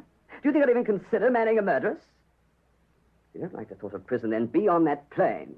But you can't mean it. I mean every word of it. Now listen to me, you little fool. I can fix things here. No one saw us come in. Leave this end to me and stay away from me. Now get out while the going's good. I should have let you go. I must have been crazy not to have seen you for what you really are. Darling, I wish you had. Now, the gun. Get the fingerprints wiped off and... There, that should do it. Put it on the floor about here. His glass, yes. Now mine. And a letter from Helen. Ah, yes, here we are. My darling Max, I want you to know that I... Yes. Yes, just the thing. Crumple it up.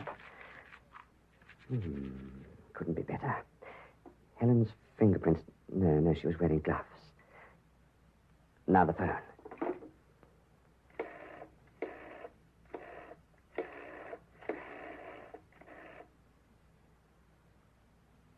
Hello, London Airport. Oh, this is Max Gerard. I had a seat booked on the midnight flight to Paris. Yes, that's right, Air France. That seat is being taken over by Miss Helen Morgan. Yes, that's right, Helen Morgan. Yes, she'll be at the airport in approximately half an hour. Thank you. Good night.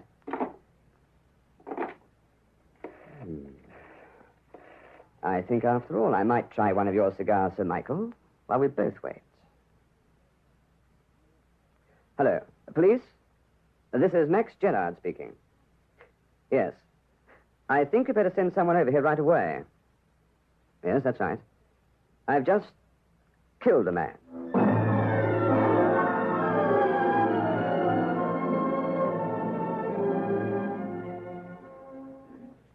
And furthermore, my lord, gentlemen of the jury, the prosecution firmly believes, and indeed will prove to you beyond a shadow of doubt, that the defendant, Max Gerard, shot down his victim in cold blood when his attempt to extort money from Sir Michael Morgan met with the contempt, the scorn, and refusal it so richly deserved. We will prove to you, gentlemen of the jury, that learned counsel for the defense has no foundation in fact on which to establish the defendant's innocence. The Crown will further prove to you...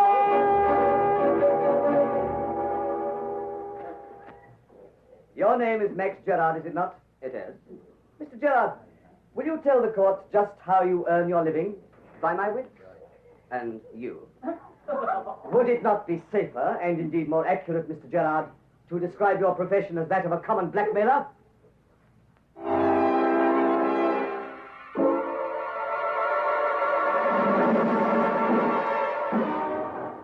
Read all about it! Verdict expected at Old Bailey! Verdict expected in Morgan murder case! Read all about it! How say you? Do you find the prisoner guilty or not guilty? We find the prisoner guilty as charged.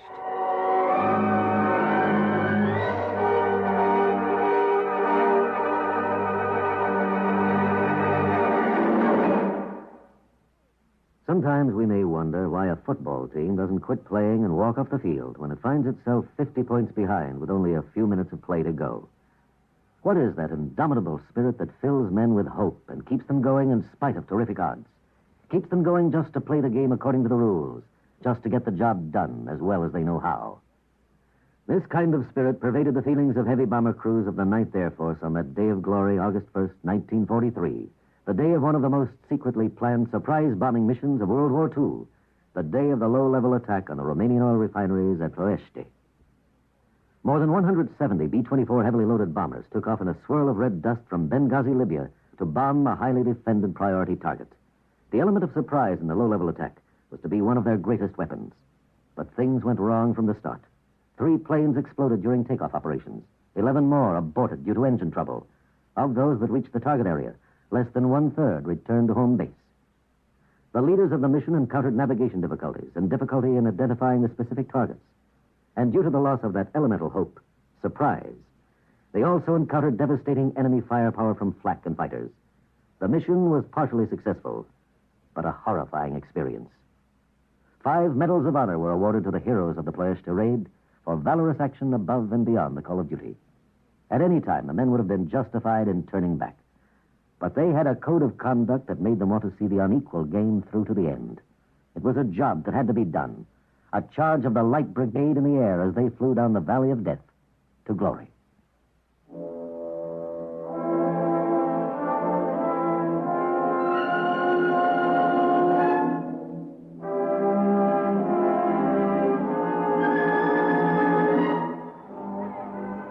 Read all about it! Read all about it! Trace the 2 continents, baffled and search for missing heiress.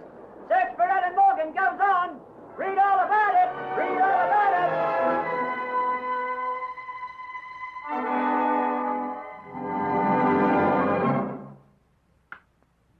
Checkmate, Peters.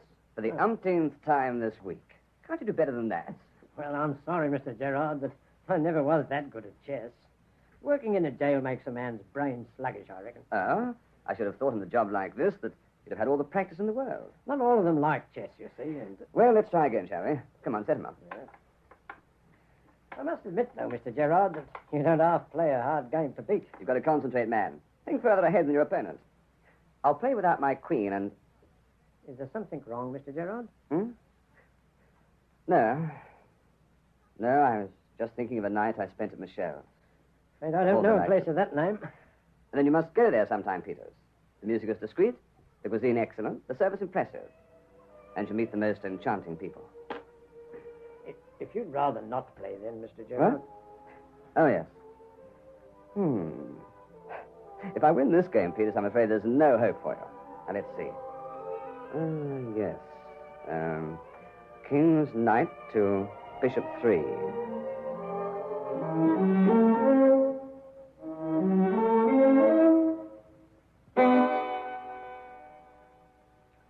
That's right. Yes, sir. Here at once, sir. Has the River Patrol been notified? Very good, sir. Yes, I'll take Detective Sergeant Wardrop and get down the embankment right away. All right, Wardrop. Let's get going. Looks like another waterfront killing and... Hey, Wardrop, I'm talking to you. What? Oh, sorry, Bertie. Are you still thinking of that Gerard case? Yes, I am. There's something I don't like about it. Look, it's the first time you've handled a murder case, isn't it? Yes, but... I can remember the first one I was on. Once the poor devil had been sentenced, I began to have all sorts of doubts. Wondering if I'd interpreted the facts correctly and all that sort of thing. Oh, it's not only that. The fact that, from the little we know about Gerard's past activities, this murder's out of character. Now, listen to me, Wardrop. If people didn't step out of character, there wouldn't be any murderers. Right? I suppose so, but... Who was it rang us up in the first place to admit the killing? Gerard? Whose fingerprints were all over the gun? Gerard, but... And the letter from that girl was still there, lying on the floor where Sir Michael must have thrown it, wasn't it? It all fits, I admit that. Yes, and then at the last minute, Gerard changes his mind and claims the police forced a confession out of him. Pleads not guilty. Tries to claim he was beaten up. No. No, Gerard's a no hope of Wardrop. I've known more than one blackmailer try his hand at murder. If you ask me, you're wasting your sympathy on a man who sponged on women all his life. But there's the girl. Where's she? She can't have just disappeared into thin air. Ah, she'll turn up. Wouldn't you want to vanish if you were in her shoes? And discovered that the man you were in love with was going to blackmail your father? Well, Come on. We've got to get down to the embankment. Come in. Detective Inspector Burton, sir. There's a young lady here who says she's got to see you at once. Says it's urgent, sir. What's her name? Miss Ellen Morgan, sir. Ellen Morgan. Show her in, Constable. Will you go in, miss? Thank you. This might be it, Burton. I'd like to speak to the man who is in charge of the case against Max Gerard. Won't you sit down, Miss Morgan? I'm Detective Inspector Burton, and this is Detective Sergeant Wardrop. He's the man you want. I'll leave you to it, Wardrop. Right, sir. We've been very anxious to find you, Miss Morgan. Wouldn't hope for too much, Wardrop. Mr. Wardrop, you've got to stop them hanging Max Gerard. You've got to. Sergeant, miss.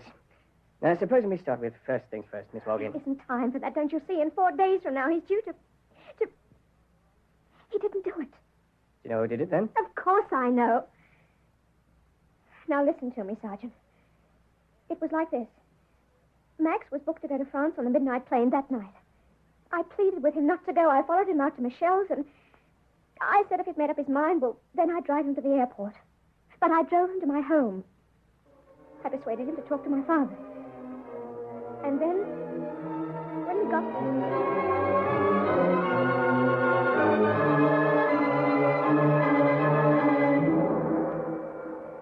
And something's come up that makes it imperative that we go back over the events of that night. The night of Sir Michael Morgan's death, Gerard. Your move, I think, Peters.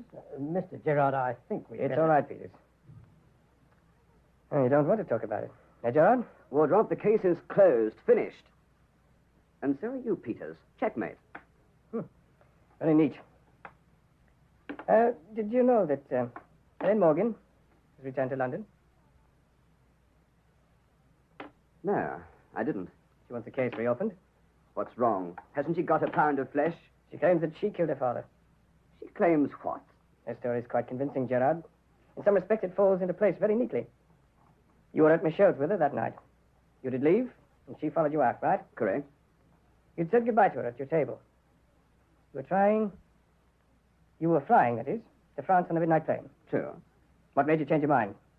According to Miss Morgan, she drove you to her home, where you both spoke with her father. He tried to buy you off when you asked to marry his daughter, and when he couldn't do that, he produced a gun. There was a struggle between he and his daughter, and the gun was fired. I see. Tell me, Wardrop, did you see any sign of a struggle when you got there? No, but... Do you think if there was the faintest chance of me, I wouldn't grab at it, clutch it like a drowning man? Why do you think I changed my plea to not guilty at the last moment? Because I was terrified, Wardrop. Because I realized I put a noose around my neck. Why'd you change your mind about that plane ticket? Why'd you ring the airport and book a seat for Miss Morgan, canceling your own at the same time? I've checked the time of that call, Gerard. And it must have been shortly before or right after Sir Michael was killed. Wardrop, I'm touched that Miss Morgan should go to such lengths on my behalf. But hell hath no fury like a woman, etc., etc. Where's she been all this time? Why has she left until now to come forward? Does it occur to you that she might be trying to, prolong the agony? I killed her father, Wardrop. If she could arrange me to start hoping that she really could help me, wouldn't it be much more satisfying for her when she kicked the ground from under my feet? You haven't answered any of my questions. The phone call to the airport. When I left Michelle's, Helen did follow me, and she did say she'd drive me there. I knew that I had to get rid of her. After all, I had an appointment with her father with regard to a certain letter. I laid the foundation of my plan to get rid of her in Michelle's when I told her I was tired of her and was going to Paris. Go on. Well, she started to drive and began to plead with me not to go. She said she'd do anything I asked if I'd only stay with her. So I told her then that I had a letter she had written to me that I intended to sell it to her father. The letter you found in Sir Michael's drawing room. Yes? Oh, that did the trick, all right. She stopped the car and began to tell me that she'd never be able to face her father. We argued back and forth for some time, but suddenly she stopped pleading with me and said she was going to leave England, that she wanted to go away and hide. She's a very emotional girl, Wardrop. And it was then that you thought of letting her have your seat on the plane? Exactly. I got rid of her and rang the airport to cancel my own seat and book it for her. Then, with Helen safely out of the way, I went to see her father. The rest you know. She did tell me that she'd been unaware of the fact that we were looking for her. Where has she been all this time? In a little village called Leclerc in the south of France. She claimed that she couldn't bring herself to even buy a newspaper. She wanted to forget that she'd killed her father. Or try to. Wardrop, you haven't a very high opinion of me, have you? What if I haven't? Do you think if Helen Morgan had been in that room with me when her father was shot, that I would have helped her get away? I'd have done my darndest to incriminate her. All right, Gerard, have it your way. If you like, you can give her a message for me. Such as what? Tell her I think I'm much safer where I am. Here I've only the law and Peter's abominable chest to contend with. Out there, Helen Morgan loved her father very dearly, Wardrop. I wonder just what kind of revenge she has in mind for the man who killed him.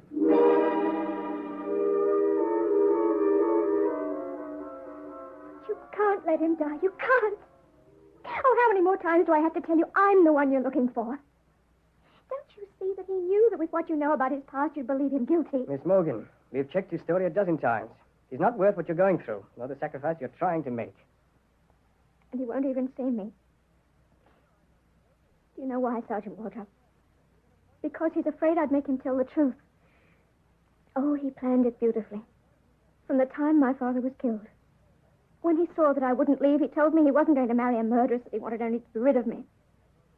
When I'd lost my father, I'd killed him. And from that moment on, I thought I'd lost Max, too. And he set out to save me at the cost of his own life. Well, I hid myself away, nursing my grief and shame. Miss Morgan, you're forgetting one thing. At his trial, Gerard changed his plea. He claimed we'd forced a confession from him. I know why he did that. He had to be the Max Gerard that you knew until the end. He wanted you to think that he was searching desperately for a way of escape. To convince everyone that he was a guilty and frightened man.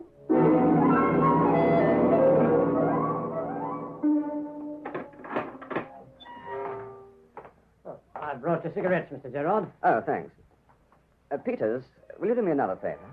I can, sir. When this is over, will you go and see Helen Morgan? If that's what you want, sir, yes. Tell her that when the pain is gone, I hope she'll sometimes remember the music at Michelle.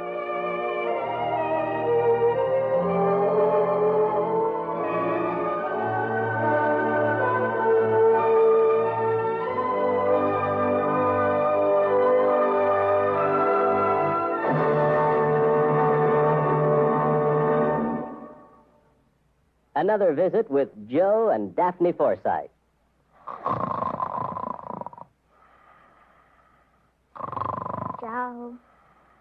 Joe. Joseph! Yeah, I'm up. Pour the coffee. I'll be right in. Relax. It's 3 a.m. Huh? I said relax. It's 3 a.m. I was relaxed. Daphne, why did you wake me up? Well, I was just wondering what happened to our savings bonds. You were what? I had a dream. I dreamed you lost all of your money and all we had left were our savings bonds. I see. So I just wanted to make sure they were all right.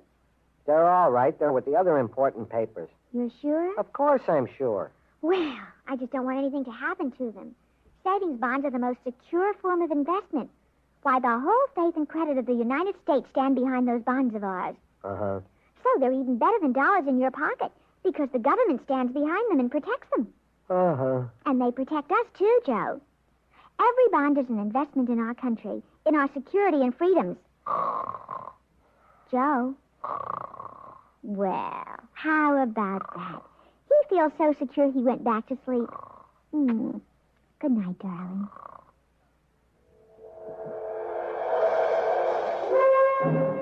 Be listening for another mounting drama of action and suspense when we again bring you The 11th Hour.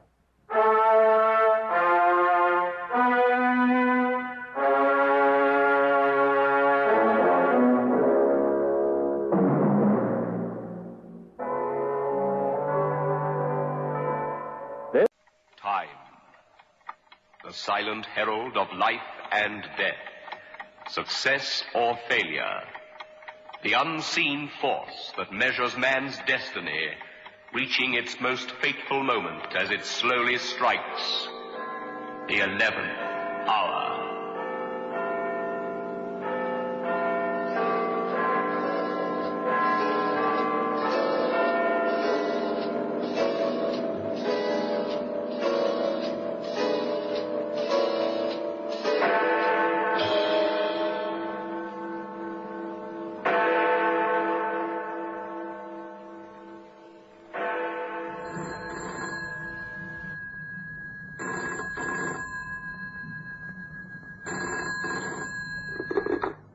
Derry Morton here. Derry, it's Angus. I want to see you, my boy. I want to see you soon. Come round now. But, Angus, I've got work. Forget the work, Derry. This is more important. But what's it about? I can't talk over the telephone. Look, Angus, I can't leave the shop yet. Derry, anyway, boy, I'm telling you to leave the shop and come round and see me. I'm at the usual place. Don't keep me waiting. But, Angus... Angus! Angus...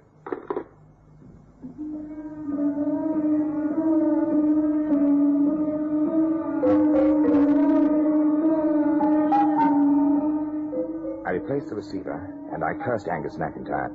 But then I cursed him often in the past. I always obeyed him. He was that kind of fellow. He was everything I was not. Tall and handsome and debonair. A man on the way up. I shut the shop and climbed into my car and drove to the restaurant where I knew Angus would be waiting. I've done this many times before. But this time, things would be different. Because this time it concerned death and a misunderstanding.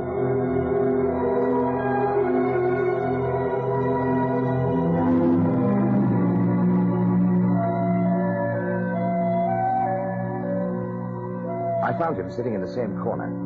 He was wearing a white carnation in the buttonhole of his immaculate grey suit. He looked a wealthy young man about town. Only I knew that Angus McIntyre hadn't a penny in the world. He saw me and raised his hand in cheerful greeting. Come right over, Derry boy. Sit down. I've ordered coffee. Look, Angus, I can't stay long. I shut the shop, and that's against orders. If old man Phipson arrives on the scene, there'll be the devil to pay. Look, Derry boy, if things go right for me, you won't need to worry about that shop. You'll come and be my personal assistant, my secretary. How'd you like that? Oh, there's a good idea. My secretary. Your secretary? I'm going to be married. I'm marrying into one of the richest families in the city. You're marrying into the... But, Angus, what about Mabel? Oh, it's bad luck about Mabel. You know who the latest is? Marcel Cheron. Marcel Cheron? You mean the daughter of old Cheron who owns all those racehorses and that quarry out Waldeck way? The same. Marcel Cheron. What do you think of that, Derry boy? I've landed a nice, rich heiress this time. You landed her? But, Angus, I didn't even know you knew her. Where in heaven's name did you meet up with Marcel Cheron? She moves in very high-class society. Do you remember when I went on that trip to Switzerland? Well, yes. I stayed at that posh hotel. I borrowed a couple of £100. I called it an investment. I acted the young man about town. A pretty good climber. So I got in with all parties, and the rest was pretty easy. We're going to get engaged. Yes, but what about Mabel? Well, what about Mabel? I thought you were engaged to her. I thought you planned to marry her. Who said I was engaged to Mabel? Now, I ask you. Well, I thought it was taken for granted. I don't like to be taken for granted. I'll never marry Mabel. Oh, she's a nice enough kid, but she's not for me, thank you. She's not in the same class as Marcel. I see. You've always been a great help to me, haven't you, Derry? I don't know what I would have done without you. I want you to talk to Mabel. Me? You're the one to handle her. If I mention this, she's going to fly off the handle. There's going to be trouble all round. You just smooth the path. Tell her I'm a bad lot. Tell her she's lucky to be shot at me. Tell her that... Oh, no, I'm not. Derry boy, this is an important phase of my life. If I marry Marcel Cheron, just think of what it's going to mean to us both. I would never forget an old pal. Oh, come on, Derry. Just talk to Mabel. That's all I ask.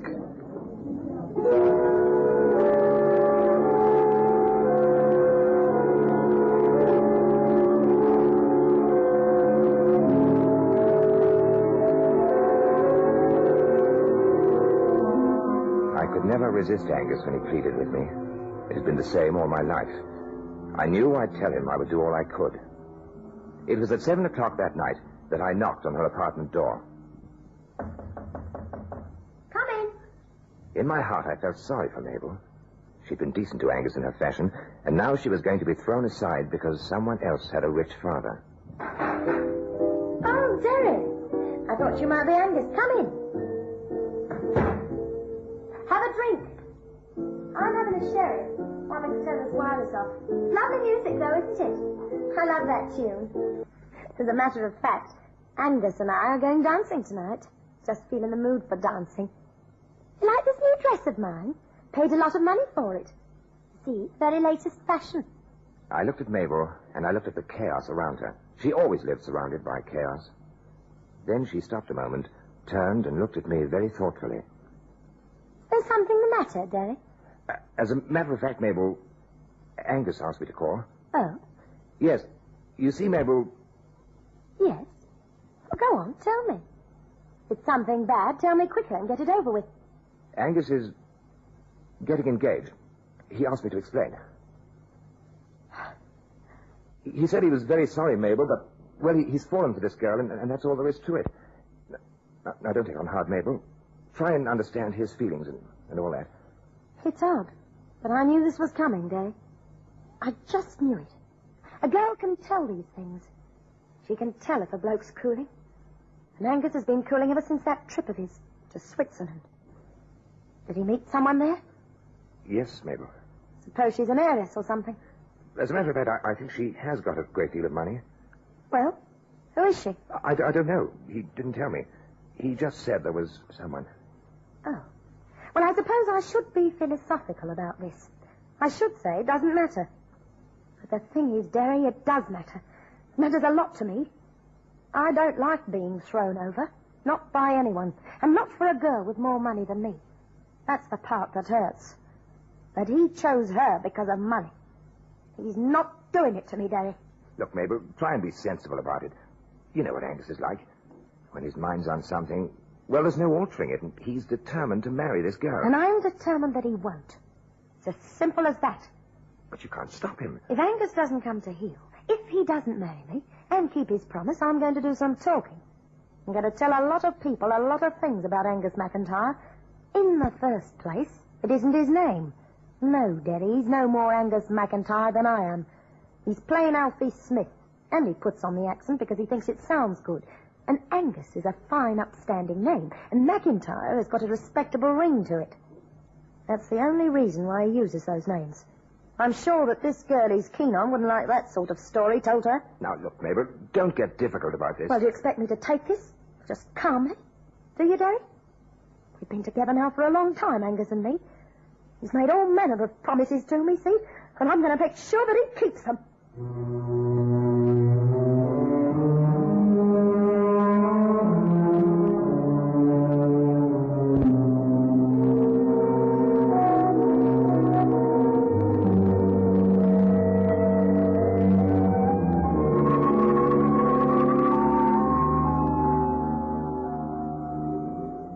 She's acting difficult, is she, Derry boy? I can't make any impression at all. She says you've made promises and you've got to keep to them. I see. Otherwise, she's going to talk. Mabel's the kind of girl who would talk if she sets her mind to it. She's not easy, Angus. It's a pity you ever chose her. She's not going to talk, Derry. She's not going to ruin my plans. Oh, no. I'm not going to allow her to do that. Wouldn't be sensible now, would it? Look at all the money I spent on that mountaineering holiday. Just think of the clothes I bought. Just think of the preparations I made, all the plans. Now everything's worked out my way. I'm not allowing a little slip of a girl like Mabel to ruin my future. I don't see what you can do. Well, I do. What? Simple. Mabel's got to die.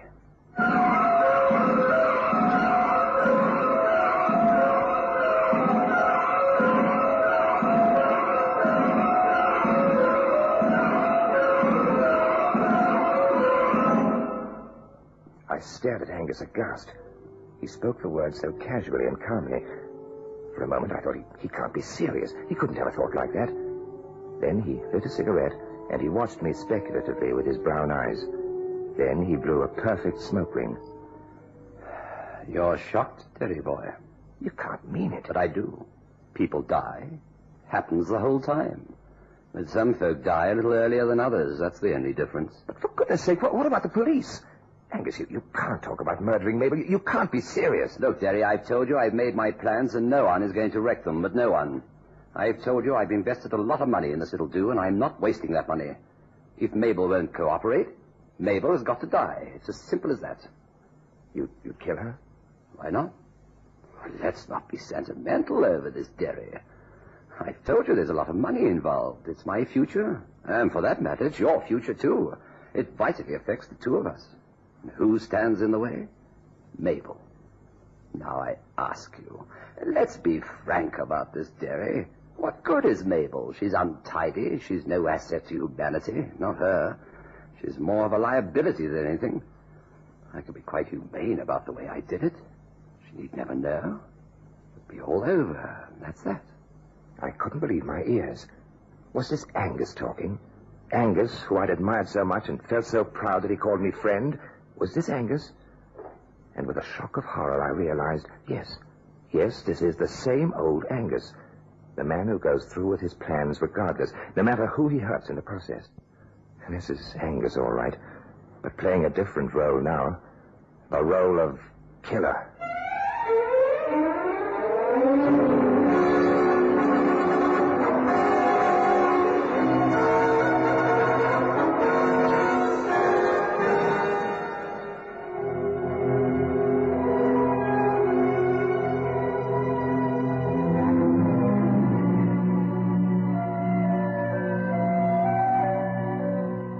The rest is a nightmare.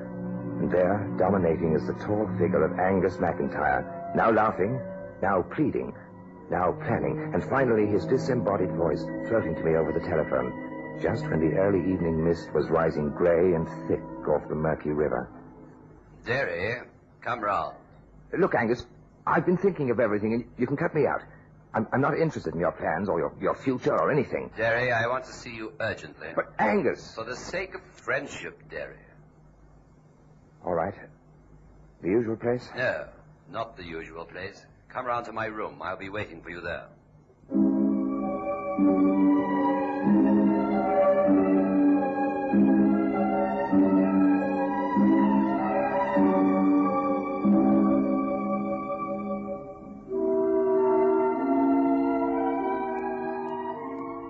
Well, Angus, what do you want? What's this all about? Derry boy, I've done it. I've killed her. What? Yes. I know I've talked about wanting to do it. In my heart, I didn't. I thought I could never do it. And then, Derry, she came here and acted crazy. She said that she was going to marry me. She said she would never allow another woman to have me. She stood there like a maniac. She'd found out about Marcel. She said she was going to talk to Marcel's father. What happened then? I suddenly realized I'd done it.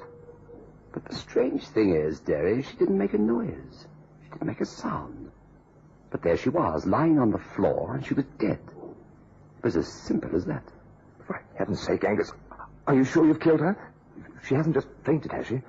She's there, under the blanket on the floor.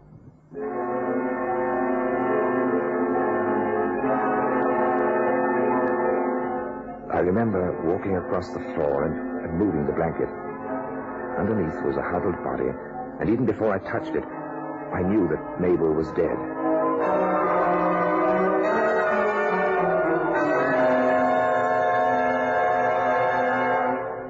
We've got to be very clever about this, Derry. We can get away if we're clever, if we plan well. But the thing is, my mind is all sort of confused. I don't seem to be able to make any plans now.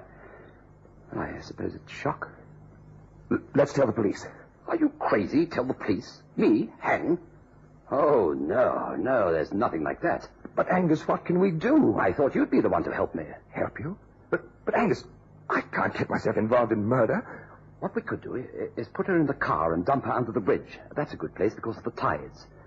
If we put her there, she wouldn't be found for a long time. It would give me a chance to get away. But the police are going to suspect you for this. I'm not the only man in Mabel's life. I know that for a fact. There were others, too. Could have been one of them. In any case, I'd work up a good alibi. We'll take her and dump her, and the bridge is the best place. You can cut me out, Angus. I'm having no part in this. But, you're my friend. I was your friend, Angus, but I want no part in murder. All I ask is that you help me to get her to the car and come with me to the bridge. I can't do it alone. There's no one else I can ask. If we handle this thing properly, the police will never suspect. Come on. Help me.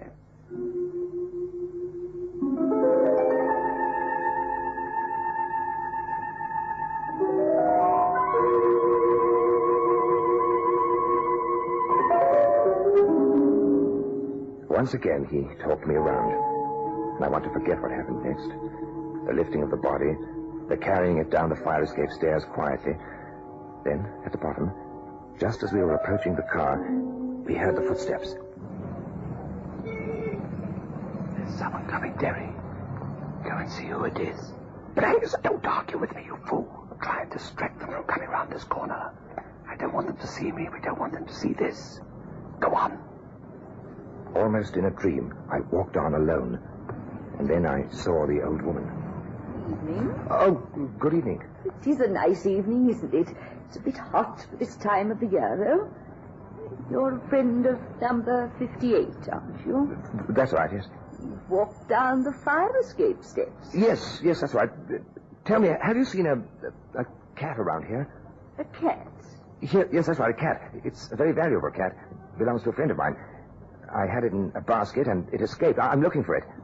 No, I didn't see a cat. It's one of those Burmese cats. You know, they're very valuable. Burmese cat? Do you mind coming over this way and helping me to look? I took her thin arm in mine and turned round. We started to look for the imaginary cat amongst the dustbins in the back of the building. Out of the corner of my eye, I saw Angus slip away, dragging the bundle. I heard the slam of the car boot. Then he came towards us. It's all right, Jerry boy. The cat's been found. Oh, well, that's a relief. Where did you find it, young man? It was in the garage. I just caught it and put it in the boot of my car. Anyway, thank you very much for helping. It was a pleasure. Still, I'm glad you found the little thing. Good night, young man. Good night. That was a close thing. Talked your way out of that very smartly. I was proud of you. Come on, boy. The body's in the boot. Let's get to the bridge as quick as we can.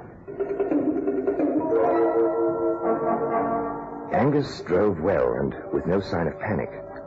It wasn't long before the great shape of the bridge cut across the black night sky. Now, what I suggest is... Wait a minute. What's up? They're widening the road at the bridge. They're working there now. Oh, so much for that. Derry boy, we've got to do some quick thinking and alter our plans. Hang on. I think I know just the place. There's a hotel down the coast near Fenwick. There's some cliffs there and the tides are pretty strong. We'll push her over. It'll be days, maybe weeks before she's found. It's a very lonely spot, and apart from the hotel, there are no other houses.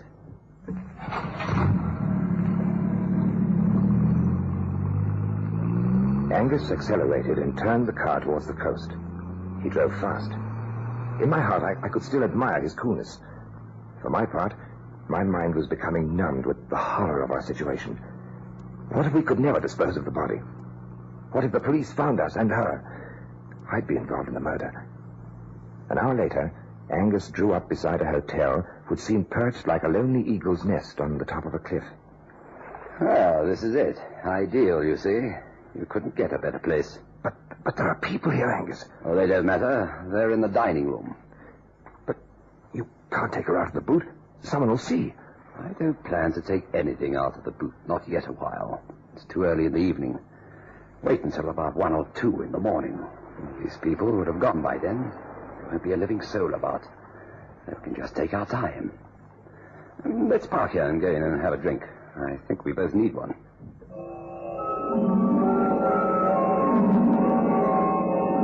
I remember Angus parking the car. I remember vaguely opening the car door and walking towards the tiny bar and ordering something.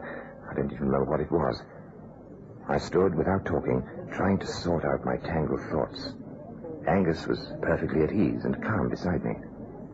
Then I saw twin headlights stabbing the darkness. A car approached along the road and drew up. A figure got out. A figure which suddenly became illuminated in the lights. The figure of a tall policeman. I felt fear clutch at me. Why were the police here? He walked along towards the cars that were parked. He walked slowly, thoughtfully, as if he was looking for something. Then he saw our car. He stopped beside it. He took out his notebook and seemed to write something down. Then he walked around the car very slowly and very thoughtfully. He paused at the boot. Then, standing back, with his arms folded, he waited. I didn't speak to Angus.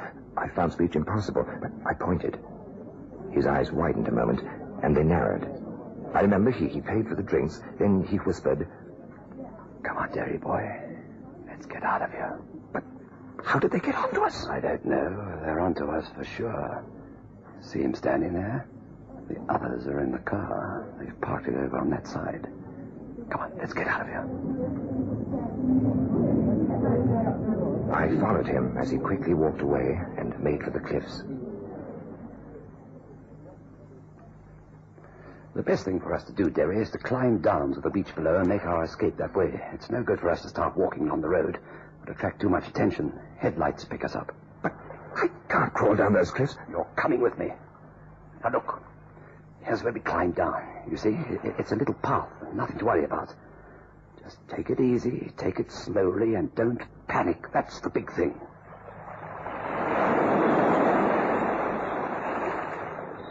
He stepped forward over the edge of the cliff, following an almost invisible path. The rest happened so quickly. His foot seemed to slip. The side of the cliff crumbled. I threw myself backwards, and as I did so, Angus turned a terrified face towards me. He gave a wide scream as he pitched down to the sands below. I tried to stare over the cliff, but could see nothing, and could only imagine the waves lapping and pulling at the broken body of Angus McIntyre. I turned and staggered towards the hotel. My breath was coming in sobs.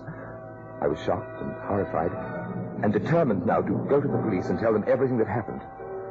The constable was standing exactly where we'd left him. He was now leaning against our car. He seemed to be waiting for me. Excuse me, sir. Is this your car? He's fallen over the cliff, Constable. There was an accident. The whole cliff just crumbled, and he's at the bottom. Now, what's this, sir? Angus. He decided to make a boat for it. He said we should crawl over the cliff face and go along the shore below. And I said I was scared of heights, you see. And I am, Constable. I'm terrified of heights. And he went over, and the cliff face crumbled, and he fell. Now, calm down a minute, sir. He owns the car. He's the one that did it, Constable. It's got nothing to do with me. It was Angus. You see, she's Angus's girl, and he was going to marry the other one. Now, just a minute, sir. The gentleman that owns this car has fallen over the cliff? Yes. Have you been drinking? Huh? And what's your friend's name? Angus McIntyre, but that isn't important. Oh, it is important, sir. There's been enough complaints from this hotel about parking here. But can't you see what's written there? Look, no parking. You mean that's why you're here? Because we parked the car here? Yes, sir, that's right. Now then, let's get this story of yours straight. Now, you tell me the name of the gentleman who owns this car. I'm going to serve him with a ticket. I stared at him. Then I remembered Angus lying way down there on that damp sand. Then I started to laugh. I started to laugh wildly and hysterically.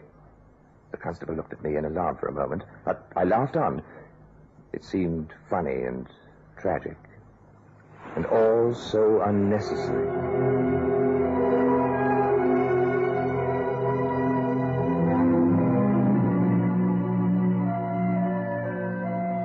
Time, the silent herald of life and death, success or failure, the unseen force that measures man's destiny, reaching its most fateful moment as it slowly strikes the 11th hour.